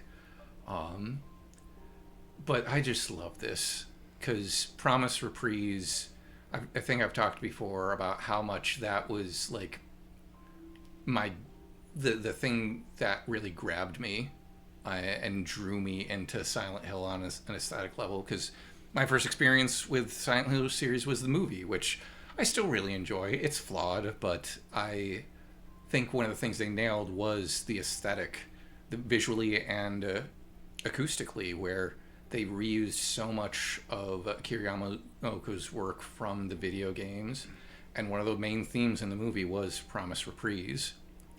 And so playing this the first time, coming upon this area and overhearing Laura playing that piece, I'm getting choked up thinking about this. Overhearing Laura playing that piece on the piano slowly, as if she's figuring it out, as if she's just trying to plunk it out on the piano and figure it out for herself. That was me at the age of 16, having come out of the Silent Hill movie, here, like, falling in love with that piece of music, and then going to the piano we had at home, the upright piano we had in my parents' house. And there's so many movie soundtracks where I'd gone straight to the piano just to, like, try and figure out the themes and stuff. Like Lord of the Rings, when I got the soundtrack for that, figuring out the Fellowship theme and the Hobbiton theme. And then with this, figuring out Promise Reprise, because it was such an iconic piece, the way that they used it in the movie. And so, again, I talked before about how so much of the power of literature is the way that it leaves room for you to bring your own baggage to it. And this is one of those moments that is very personal for me, because it makes me think of being a kid learning this piece on the piano, and it's not going to be that way for everyone, but it is for me. And I can tell you right now that probably wasn't on anyone's mind on Bloober Team when they were creating this moment. They probably just thought, like, oh, that would be a cool Easter egg to have. But for someone like me, it becomes a very personal, powerful thing. And I love it. And the authenticity of it, the way that it does sound like a kid who's learning the piano, trying to figure it out. It's, like, slow, and the rhythm isn't consistent, but it is identifiably that melody and that chord progression.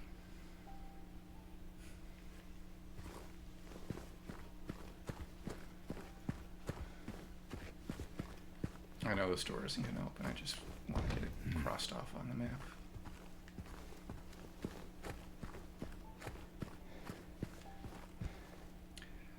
Welcome back. Special places, spark fires that warm our hearts forever.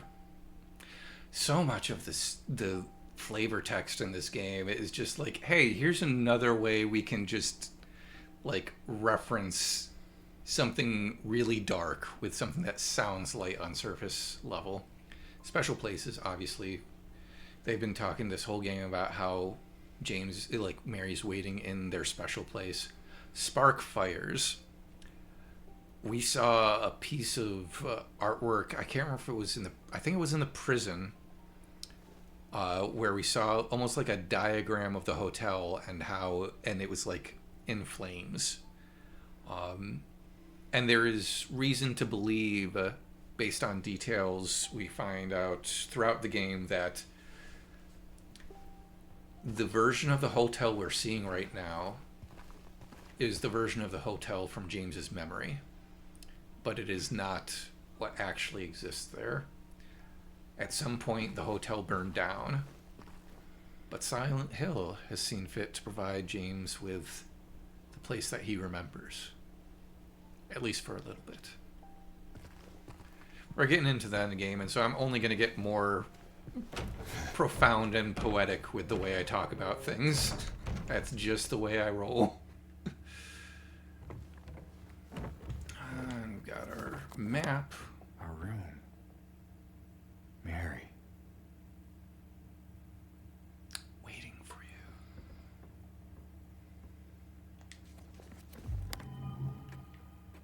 Okay. Yeah, no, I just want to cross stuff off on the map. So down here we've got the Venus bar, Venus Tears bar, and we won't be able to get into there yet. I think there is actually a room we can get into down here, like a janitor's closet.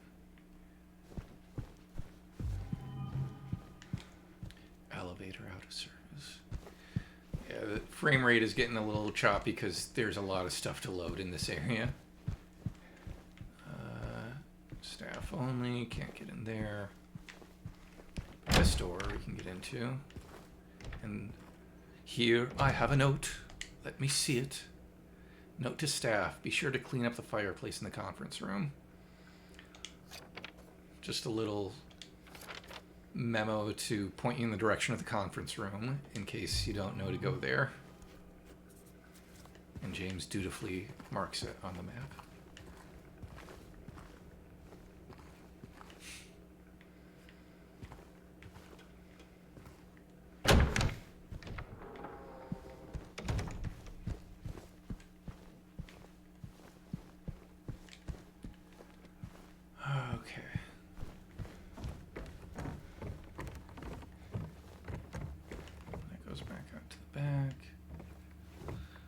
I know where we need to go, but I'm gonna check everything else first.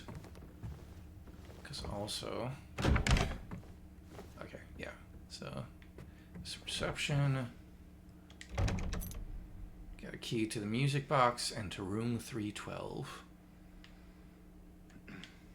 And hey, it's a treble clef, like the one that I'm using in the logo for the Staying On Theme series.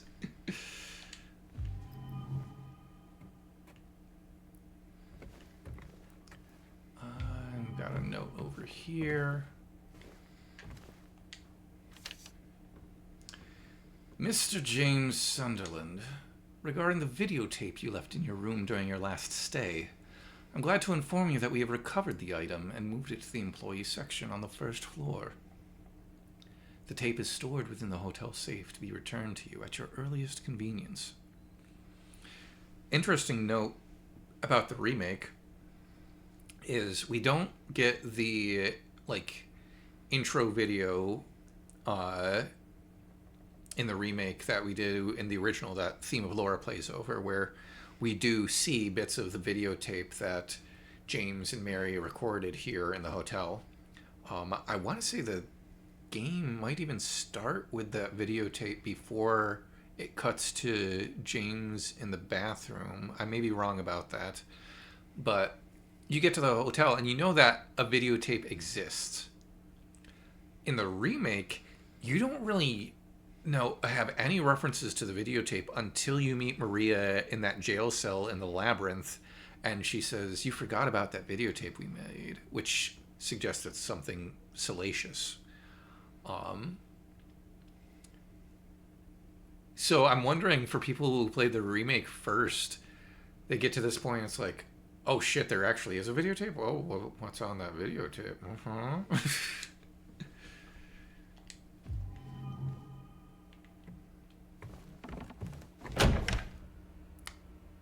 And I think here we have the final note for the stillness ending.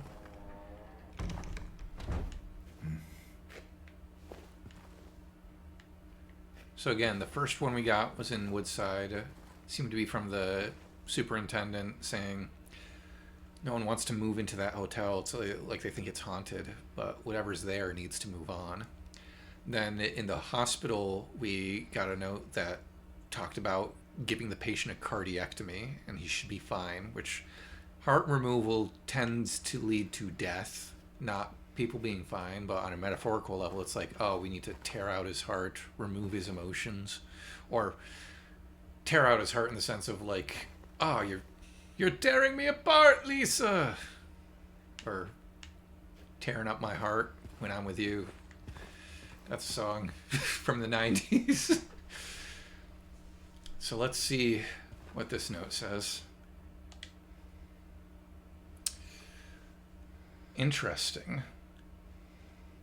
Guest WB, March, room 107. Payment, no. Guest PJH, March, room 105. Payment, no. Guest AY, next year, room 208. Payment, yes. Guest RDJ, Robert Downey Jr., renting to April, room 207. Payment, no. Guest JS, renting to indefinitely, room 312. Payment paid in full. Well, if that ain't the most thematically resonant thing about this entire playthrough. And then we've got a few more guests. SB, December 101, payment no. Guest AM, October, room 316, payment no. Guest ZH, AH, something. October, room scratched out, 209 maybe, payment no. And then we've got the last part of our code, 4 to the left, which I'm going to write down here.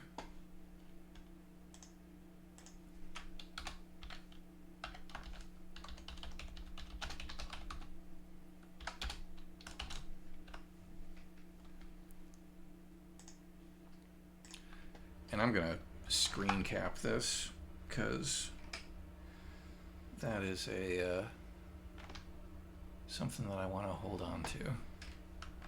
Much like James wants to hold on to things. One moment.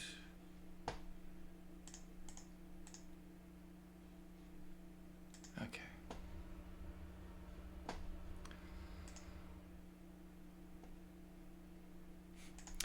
Yeah, Cleo, it does certainly fit the ending. I love this game so much. I'm trying to think, though, if any of what these other initials are meant to suggest. WB, I mean, if that was WS, I'd say Walter Sullivan, but PJH, as I was reading that, I was like, is that supposed to be like Pyramid J Head? AY, RDJ, SB, AM, ZH. Yeah, I'm sure that they mean something to someone. Maybe they're just like members of Bloober Team. There aren't the actors' name. Gianna Keel would be GK. No. I do like to think RDJ is Robert Downey Jr. Like, hey, we got an actor staying in the in our luxury hotel. Holy crap, though. Renting to indefinitely. Payment paid in full. He's paid the cost.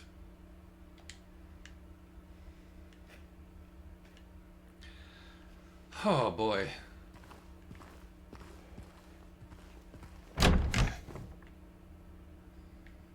Let's save it again.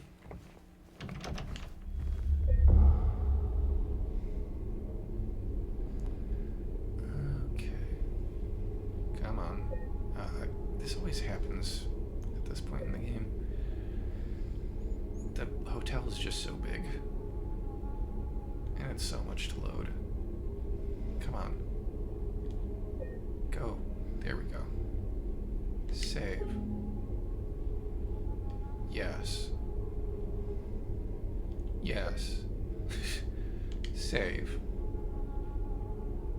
Save. Please. Register my keystroke. Okay. Let's get back. Okay.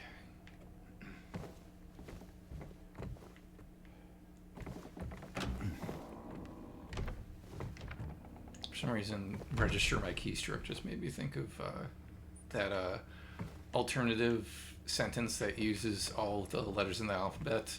Like we've got quick brown fox jumps over the lazy dog, or jumped over the lazy dog, whichever it is. But then there's also that one that's like Topaz Sphinx, hear my vow, or something like that. Which is so epic. Come on, frame rate, please catch up.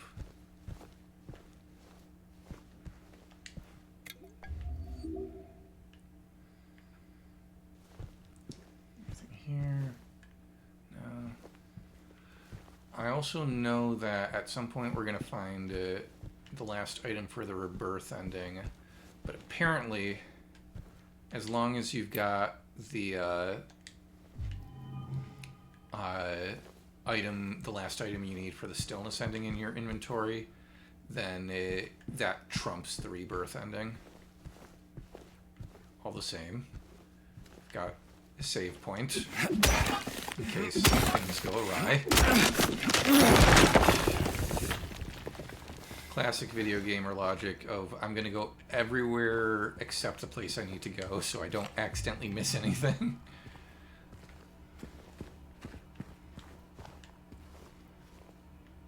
Oh yeah, this is it. This is the Book of Lost Memories, I think. Yes. Do I risk it? I think I can risk it. I'm pretty sure the stillness ending item trumps it. Wait. Sphinx of Quartz, judge my vow. That's what it is, Mont. Let me double check that really quick. Let me check my checklist too. So we got road trip. We didn't do the stuff for that.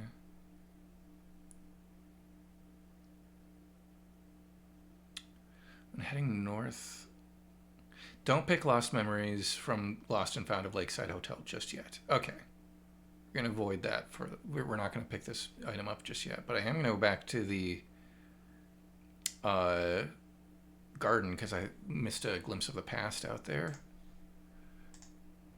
I mean, I was obsessed with my glimpse of the past moment of hearing a child play Promise Reprise on the piano for the first time.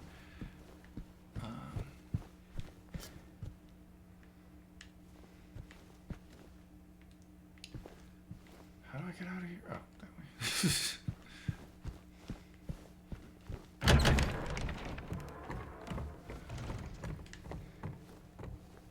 Tissues. Okay, these doors shouldn't be open yet because we've got to trigger the scene with Laura so that she can run across and unlock it, as Laura does for us at many points in this game.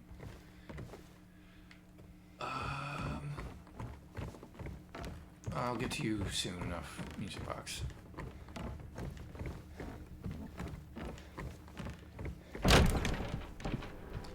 Okay, so it was like wherever you got the rotten apple.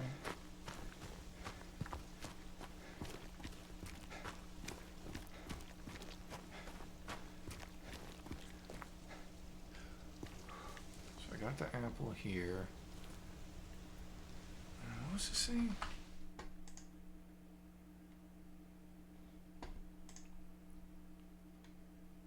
When heading north from the apple, you'll see a small fountain. Head around to the back. Okay. Wait, hold on. Bring chat back up.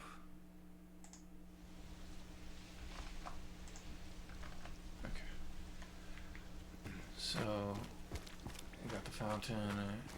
And then go around to the back of it. Oh, yeah. It's one of the parts of the music box puzzle from the original. It looks like it's got a fishtail, so I'm guessing that's the Little Mermaid. So the music box puzzle, which we're about to open the door of, has references to 3 different fairy tales in the puzzle pieces that you find for it. The Little Mermaid, Snow White, and Cinderella, I think.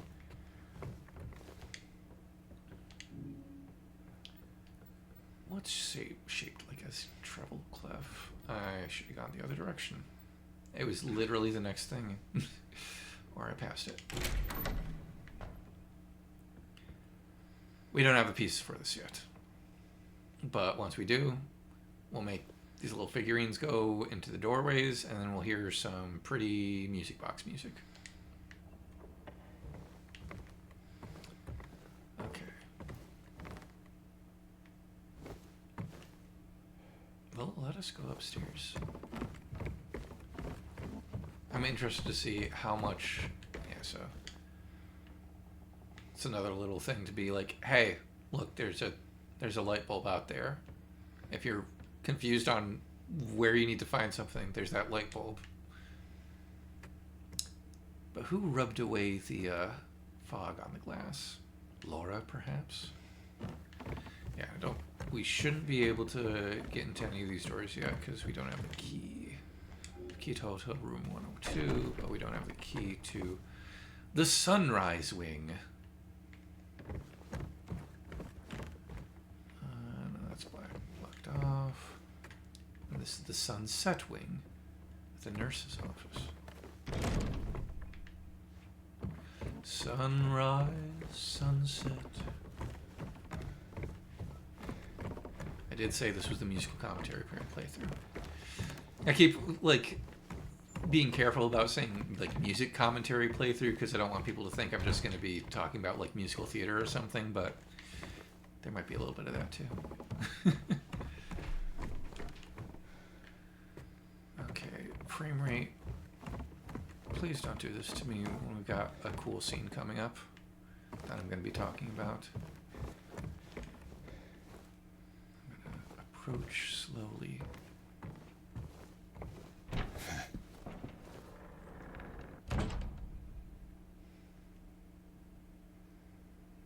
Oh, she isn't playing anymore.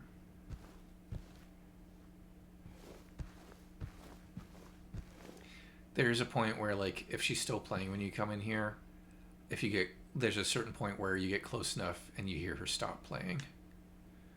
A lot of dusty handprints on this table. Again, just the level of detail in the remake, holy crap. Because it's also, like, not a repeat texture, as far as I can tell. Those are different handprints. Or maybe it's just reoriented so that it looks different. I mean, I would not fault them for that.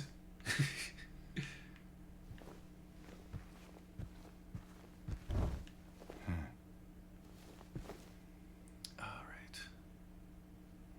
Here we go.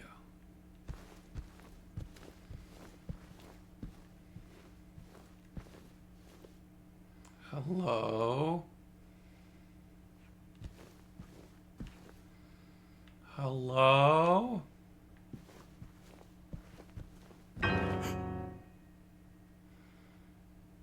Did I scare you? Yeah, you did. I guess I deserved it, huh? The fart face that I am. Maybe. Then again, maybe you're not so bad. Just annoying. Uh-huh. So, you got any other things planned? I think I saw a dark room back there you could lock me up in. No. I think you've had enough. For now. Well, that's reassuring. Besides, I need your help finding Mary. She's here. Isn't she? Come on, tell me. I wish I knew. But she said it in her letter. String Wait. center. So there really is a letter? Oh. Yeah. Want to read it? Just don't tell Rachel, okay? Who's Rachel? She's our nurse. Took it from her locker. A little classical passage.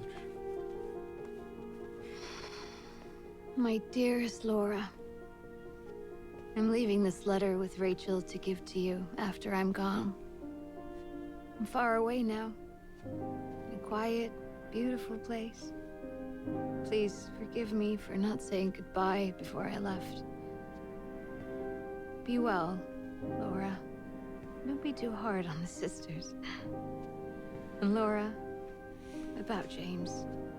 I know you hate him because you think he isn't nice to me, but please, give him a chance. It's true, he can be a little surly sometimes, and he doesn't laugh much.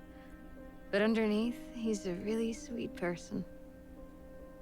I love you, Laura. I love you like my very own daughter.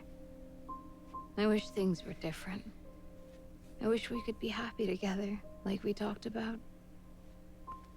Even so, I know you will have a good life. You're a strong, smart, beautiful girl. Happy 8th birthday, Laura. Your friend, Mary.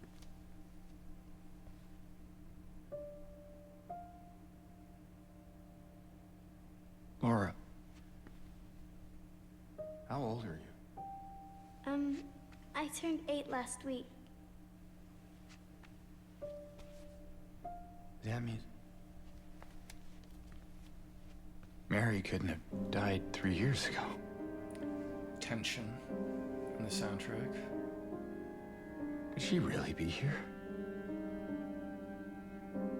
Is this the quiet, beautiful place she was talking about? Me and Mary talked a lot about Silent Hill. She even showed me all her pictures. She really wanted to come back. She also talked a lot about you, you know? She even... What? What is it? Well, there kind of was this other letter.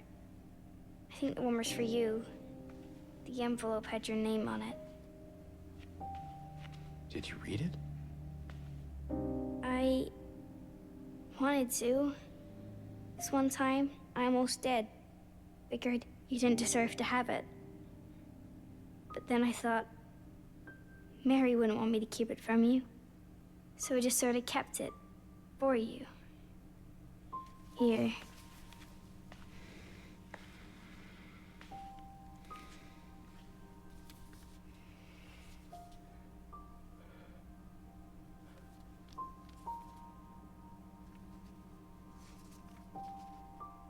It's empty.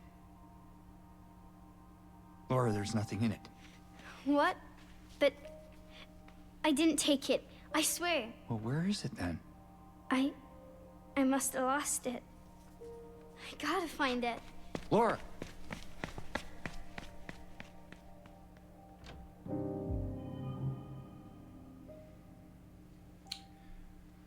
right. We're going to take a moment to talk about that scene and the music that played during it.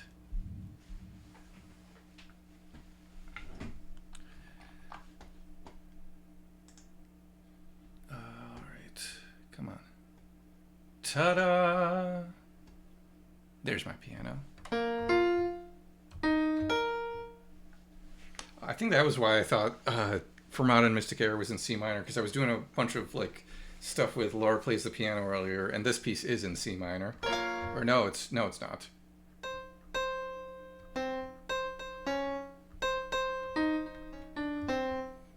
Is this one also in D minor?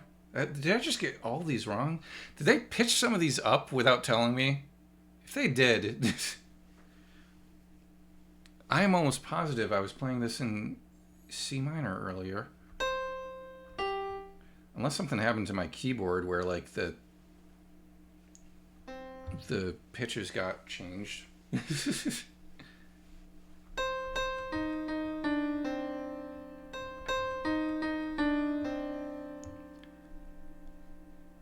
I'm really curious now. Hold on one second.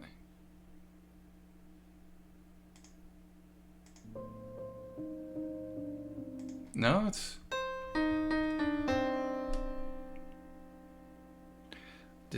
I'm genuinely wondering now if something got screwed up with my piano. Because I could have sworn I was doing this in C minor earlier. Okay.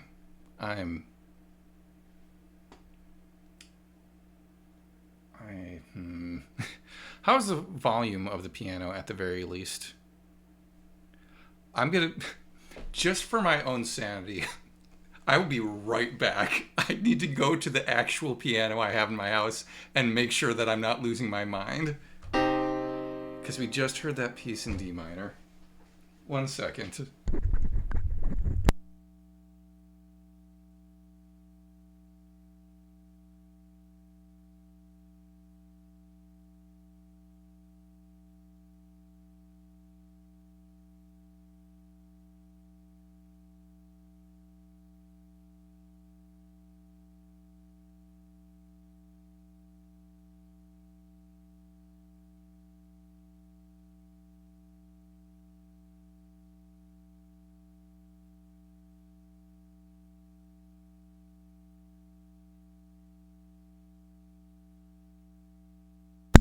Okay.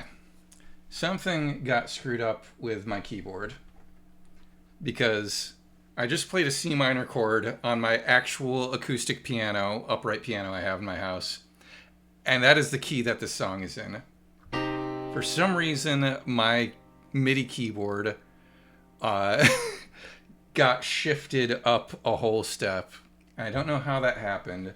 I'm going to turn it off and then back on again and see if that fixes it. It might just be a weird fluke of something. I've got other keyboards. How did this happen? Was it when I was like messing around with octaves before? Well, that is unfortunate because it kind of screws up my Fermata and Mistic Air stuff from earlier. Is it something that I messed around with in Studio One? It's like, it's not enough. Oh! Somehow the pitch got bent up 2 steps. And it should not have.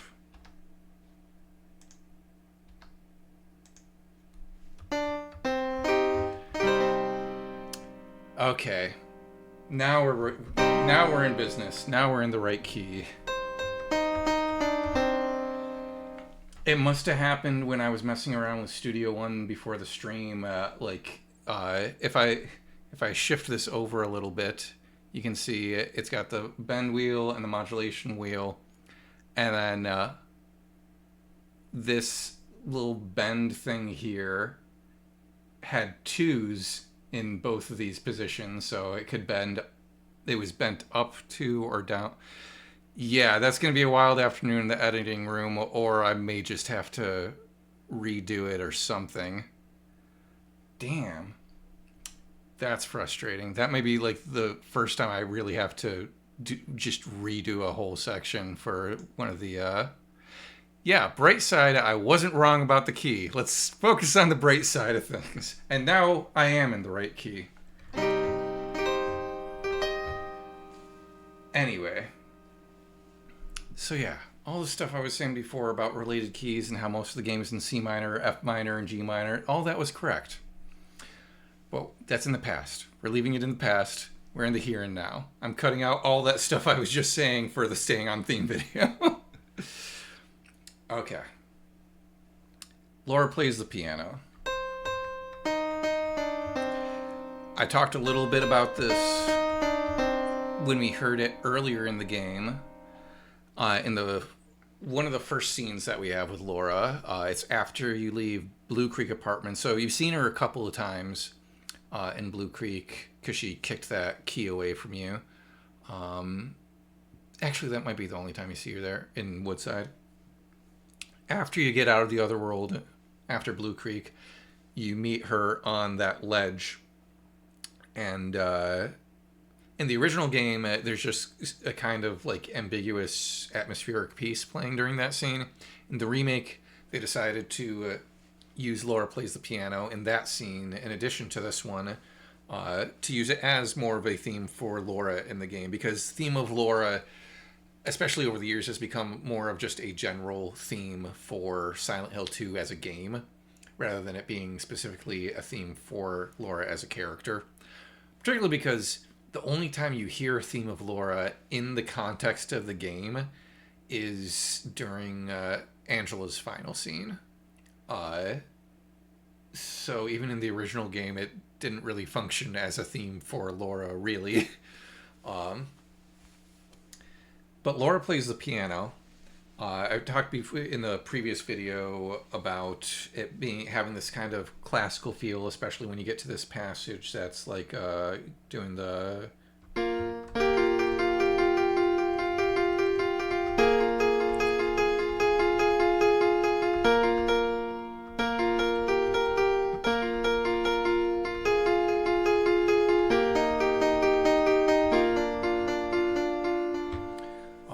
To me, that evokes, it's a Mozart piano piece. I can't remember. I think it's like Opus 21 or Opus 16, something like that. That has a section that starts off with like a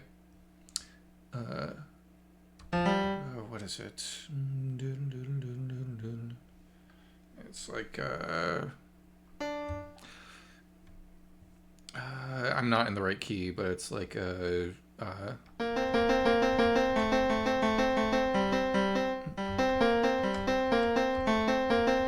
something like that. It's a very classical vibe that this whole like thing gives.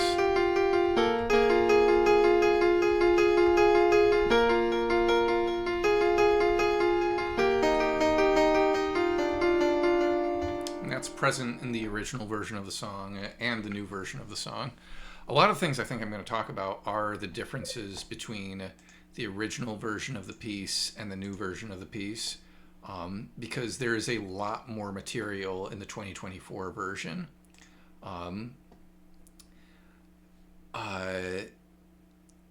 We get this... well, first of all, let me talk about how Cleo and I have talked about this with the idea of Laura actually like playing the piano. Maybe she's learning to play the piano as a child. It kind of introduces this idea of even more of a connection between her and Mary, either because we know that Mary played the piano, and either Laura also played the piano and that was a way for them to connect when they were in the hospital together, or maybe she started to learn the piano because Mary did. Then, on top of that, we get all this added material in the remake version of this piece, where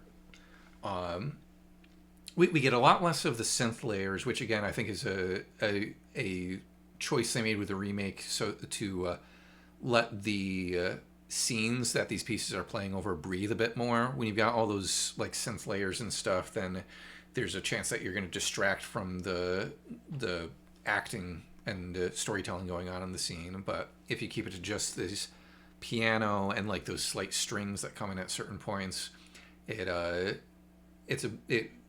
perhaps underscores the scene better. And again, so many of the choices they made with the soundtrack in the remake, I think, were made because they could be more intentional with it.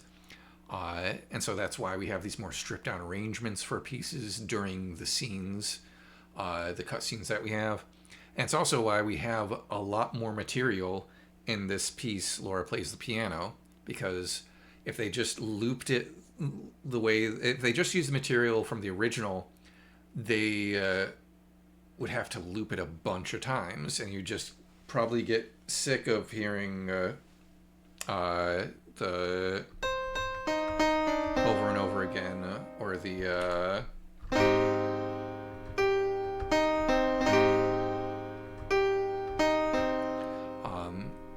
and so we get that. We get this first melodic part of the theme. Or actually, yeah, I can do. We get that a few times, then we get the.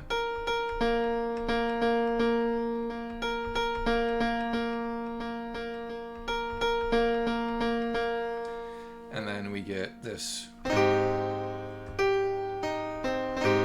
I'm pretty sure this is the chord playing there. We're in C minor, and this is in the A flat major 7 chord, which gives this very kind of wistful feeling. Major 7th chords often have this kind of nostalgic vibe, or this feeling of like kind of drifting off or recalling something. And then we get some repeats of material we've already heard. The second time that chord comes in, it's got these additional strings, the kind of like cello and the bass.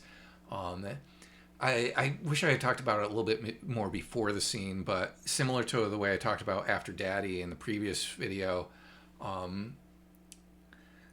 the way that the music falls in the scene is very intentional about what emotional beats are happening in the scene, where like the strings get introduced, I think, as Laura is like, oh yeah, I have this letter, the first one that she gives to James, and then the little classical passage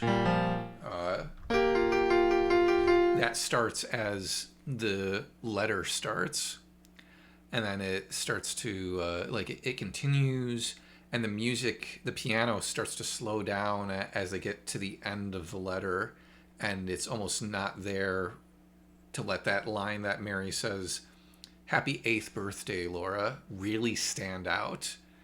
And then we get new material that isn't in the original. We get this moment of, I've talked before about how piano on its own, without any effects on it, is kind of very vulnerable. And in this moment where James reads "Happy 8th birthday," and he asks Laura, "Laura, how old are you?" We don't have any bass notes or harmony or any other instrumentation. We just hear these notes that almost sound like a question themselves.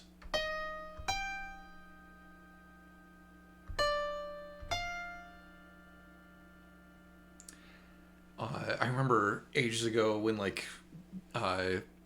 those like online master classes were a big thing. There was one that Hans Zimmer did that I saw a bunch of ads for, where he talks about how a lot of like melody writing or thematic writing and composing is about like question and answer. Like he gives an example of like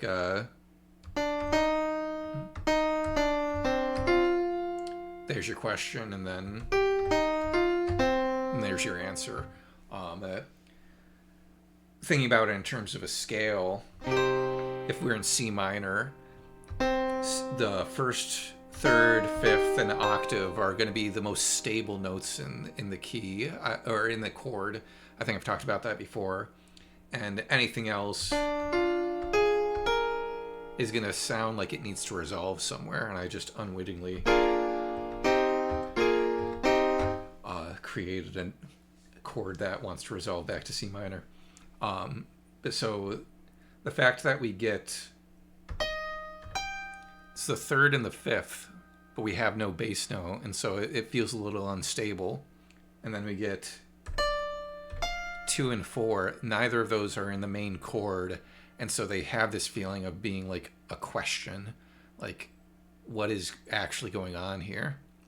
And then as Laura reveals to us, oh, I just turned 8 last week, and James realizes, wait, Mary couldn't have died 3 years ago if she was alive long enough to wish Laura a happy birthday. We get this moment of tension. It's like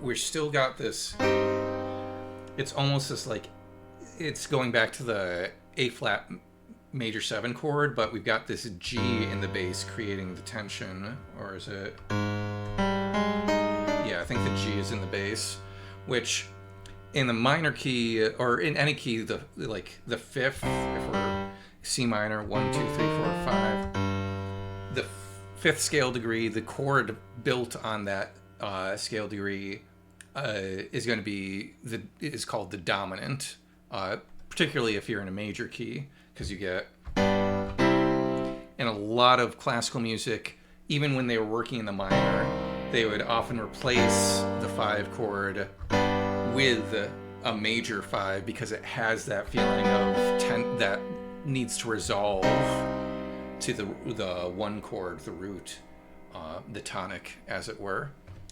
And so we get this moment of tension where we get the 5th scale degree, the dominant, with this melody over it.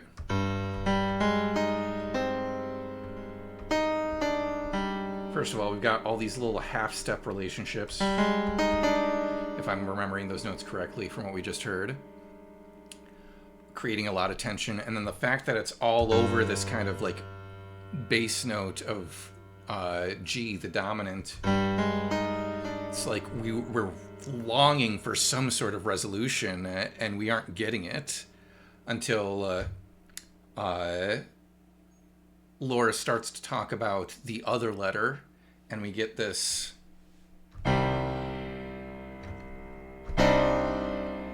which the first time I was listening to the track today, and I was like, that almost sounds like the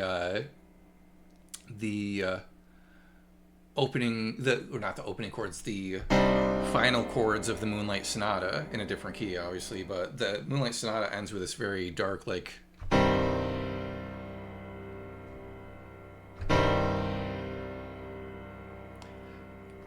and over these chords, and Laura plays the piano, we get those question notes again,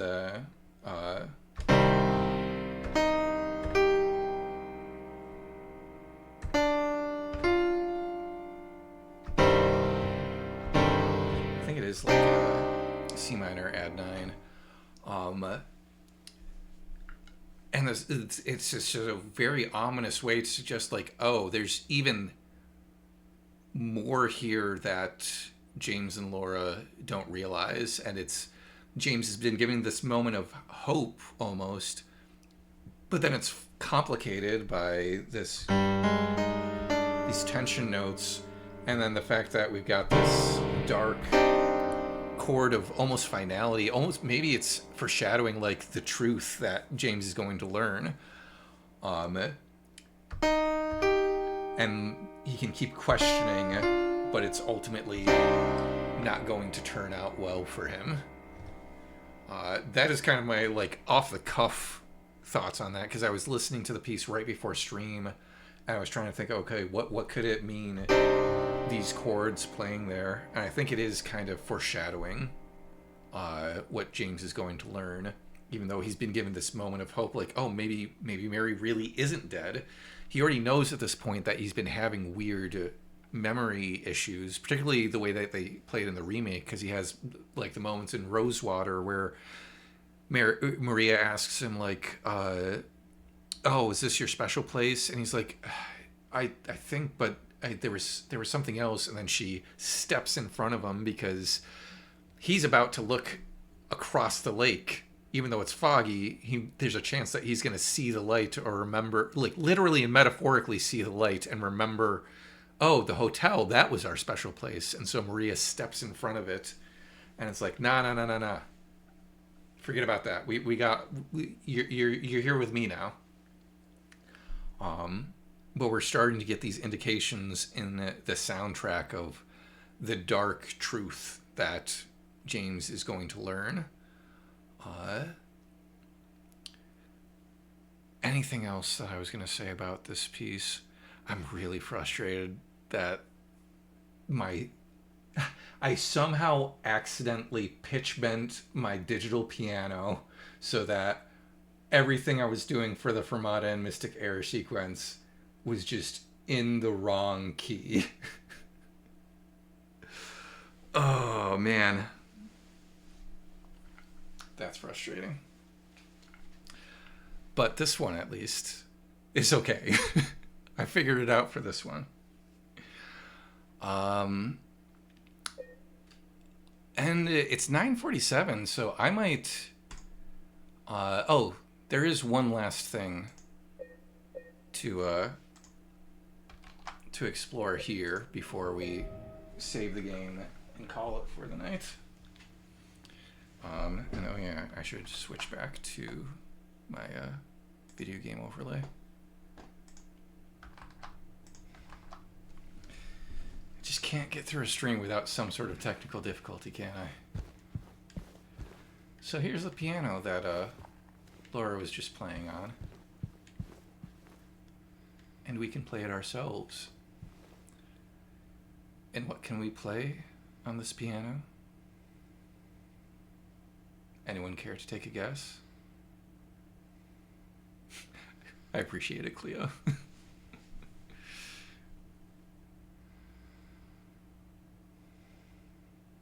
I won't sit here forever waiting for someone to guess.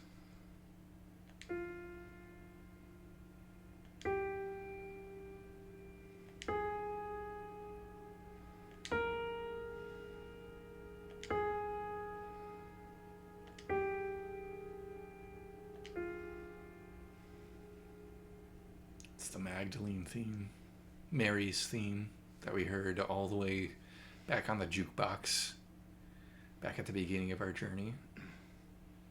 And here's a piano for James to plunk out the notes on.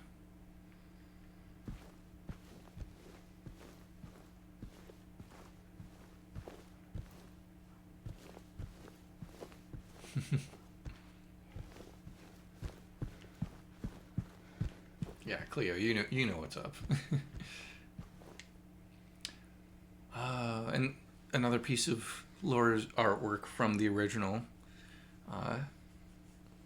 lovingly preserved for the remake, where during the scene she draws something on the window.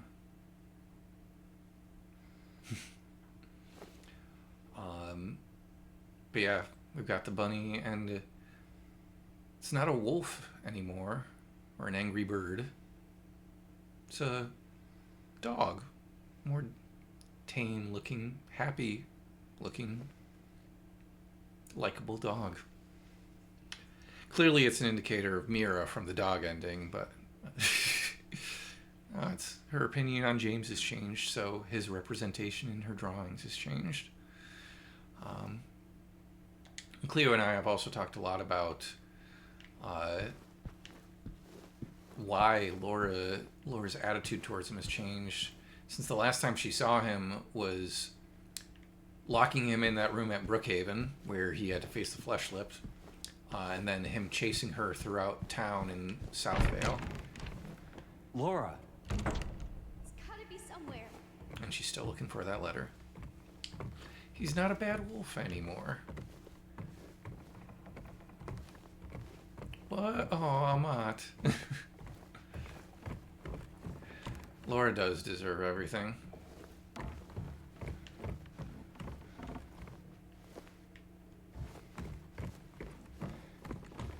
Like, that's another thing that this game does so well, is it knows how to just twist the knife or turn the screw, as Cleo pointed out in one of our emails, just a little bit further. And it's oftentimes with Laura. But yeah, when it comes to like Laura's change in attitude, like there's the fact that James seems to he's still so good with her, and seems to be taking the whole like, oh, you locked me in a room with a monster thing in stride by the way he jokes about it. And you do, like Cleo, you talked about how it's almost like you do get a sense that Laura respects him for that, or at least, oh, he's able to joke about this stuff. Okay, I guess maybe he's not so bad. But then also, like, she, as far as we know, walked all the way from Southvale to here, which, if we look at the map, if I can pull that up in my inventory, right? The Southvale map. or no, actually, if we look at this map, because we won't see the other side of the lake in the South Panel map. Like, she walked all the way from that lower section of town up Nathan Avenue to the west, and then all the way around to Paleville, and then up where the Lakeview Hotel is in that red block in the like upper middle of the map here. And we know she did this from the original because in that scene that we just watched, she has a line where she says, "I'm really tired." She says, "I'm tired of walking." And it's like, holy shit, she really did just walk all the way around Toluca Lake. So that probably gave her some time to think about things. But also, I like to think that during that time, at some point, she probably reread that letter from Mary that we just read, where she says, I know James can be a little bit ornery or whatever, but he's a really nice guy deep down. We don't have that note in our... Oh, we do have it in our inventory. Sweet. Yeah. There's nothing on the back of it, right? Yeah, what does she say here? I know you hate him because you think he isn't nice to me, but please give him a chance. It's true, he may be a little surly sometimes, and he doesn't laugh much, but underneath that, he's really a sweet person. Cleo says, like, did she row or did she walk on water? Who knows? But yeah, I can imagine Laura looking at this letter over and over again over her time in Silent Hill on her way here and starting to think more about, like, oh, maybe James isn't such a bad guy because of what Mary wrote here. Fun fact about this note in the original game, like with any of the memos in the original game, you kind of have like a faded out picture in the background and then the typed text like this, rather than just being able to read it on the paper. Someone like went into the like image files from the original game to see what was actually written on this letter, like the picture in the background, and it's the lyrics of "Living on a Prayer" by Bon Jovi. I'm pretty sure either that or like "Dead or Alive" or something. It's definitely Bon Jovi lyrics. So they must have just, instead of like having lorem ipsum text or something, they just threw some Bon Jovi lyrics on the image, blurred it out so that you can't really read it well underneath like the typed text on the screen. And then some resourceful people went into the image files of the game and were able to figure it out. And I think that might be the moment that we end this on, because did I just save? Yeah, I'll save here again. And then we're going to call it for the night. And depending on how quickly we get through the hotel next, I don't think next stream is going to be my last stream, because we've got the whole hotel to get through, and the hotel is a big section of the game. And once we get to room 312, there's still a lot to talk about, and I don't want to shortchange any of that. So I'm almost positive that next stream will not be the last stream, but it will likely be the second to last stream. At least for my Silent Hill 2 playthrough. Cleo and I are planning on doing a kind of like post-mortem once I finish my commentary, and also when she finishes hers. There'll be more like a podcast type thing. And I'm sure we'll have a ton of stuff to talk about then, especially when it comes to like the stillness ending. But yeah, there is, as Cleo's saying, we're in chat right now, there's a lot of hotel in this hotel, so almost positive it'll be at least 2 more streams before we finish up the game, because I've also got music to talk about. There's the famous track True that plays when we watch the videotape in room 312. And there are other pieces of music to discuss after that. But that will be for next time. Our next stream will be 2 weeks from now on... where are you? Wednesday, September 3rd at 7 p.m. Eastern, as usual. And let me just check my calendar real quick. Yep. Nothing else going on that evening. And then potentially our final stream of Silent Hill 2 will be Wednesday, September 17th. So we've got all that to look forward to. Thank you again, everyone, for hanging out and watching. Thank you so much to the people who have been watching since I started this stream and have stuck around and contributed a lot. Like, I really appreciate you guys being in the chat, Amat and Cleo, since you've provided so many cool insights. Obviously, Cleo, we've talked a lot about that stuff outside of the stream. But Amat, I really appreciated having you in the chat. I don't know if you're still here, Mike Volminator, but I appreciate having you here as well. Hope you'll be back for the next one. Yeah, we're getting to the end. We've got the last stillness note before the final item, which I imagine will have something on it.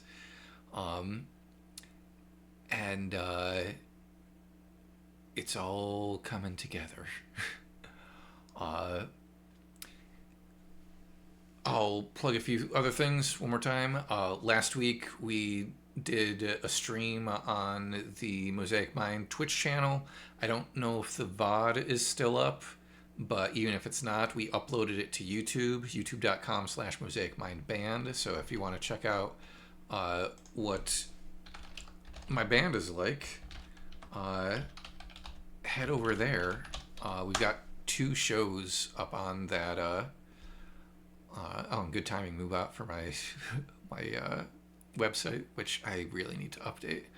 But yeah, over on youtube.com/mosaicmindband, you'll find our live performance we did at Funkin' Waffles in Syracuse, New York. A clipped video of the song Those Eyes from that Funkin' Waffles performance. And then our recent live stream performance last Wednesday, where it's just a 2-hour performance of our original music, some covers. Check it out and throw it on in the background while you're doing chores or something. I hope you enjoy that. On my channel, youtube.com/idoherty451, I've been uploading these music segments I've been doing as the Staying on Theme videos. And I've been enjoying getting better at editing and stuff with that. I provide more supplemental material in those videos than I have in the stream, because I can name the chords on screen as I'm playing them, and put up definitions for some of the things I'm talking about. I think the one that went up this week was Anamkara, and next week will be Ordinary Vanity's Solitude. And so even once the Silent Hill 2 stream is done on my YouTube channel, I'll be uploading more of those Staying on Theme videos so we can keep the fun going. Obviously, check out Cleo's stuff on her Patreon and Tumblr. She's at Cleo Linda there, and also at beneath-the-null-moon on Tumblr. Is her Silent Hill 2 side blog, where she's been digging deep into a lot of the stuff, particularly the stuff in Brookhaven with the patients and everything, and just doing more research on the stuff found in this game than anyone has thus far with the remake, I think, because it's still so new. There's also Silent Hill F coming up. I also might start throwing up videos. I might just start throwing up, just vomiting. I might start throwing up videos from other video games I've been playing. Like, I played the first hour of Clara Obscure Expedition 33 with Andy the guy who I had on talking about sound engineering. I have video of me experiencing the first hour of that and listening to the soundtrack and experiencing the heartbreaking opening of that game. So I think I'm going to upload that at some point. I don't know if I'll edit it down or just upload it as is. But, oh boy, that game, I'm excited to get deeper into that game. Don't know if I'm going to stream it, but it's got a great soundtrack. Anything else? Yeah, feel free to follow me on social media and stuff. You can find all of it at my website there, ian-doherty.com. I've got a Ko-fi for myself if you want to throw a tip my way. The band also has a Ko-fi, ko-fi.com/mosaicmindband. We're in the process of finishing our first album, so if you want to throw us some money there to help us get that done sooner, that is much appreciated. No obligation, of course, with any of this. But yeah, thanks again for hanging out. Hope to see you for the last couple streams of the Silent Hill 2 remake, and take care of yourselves and have a good night.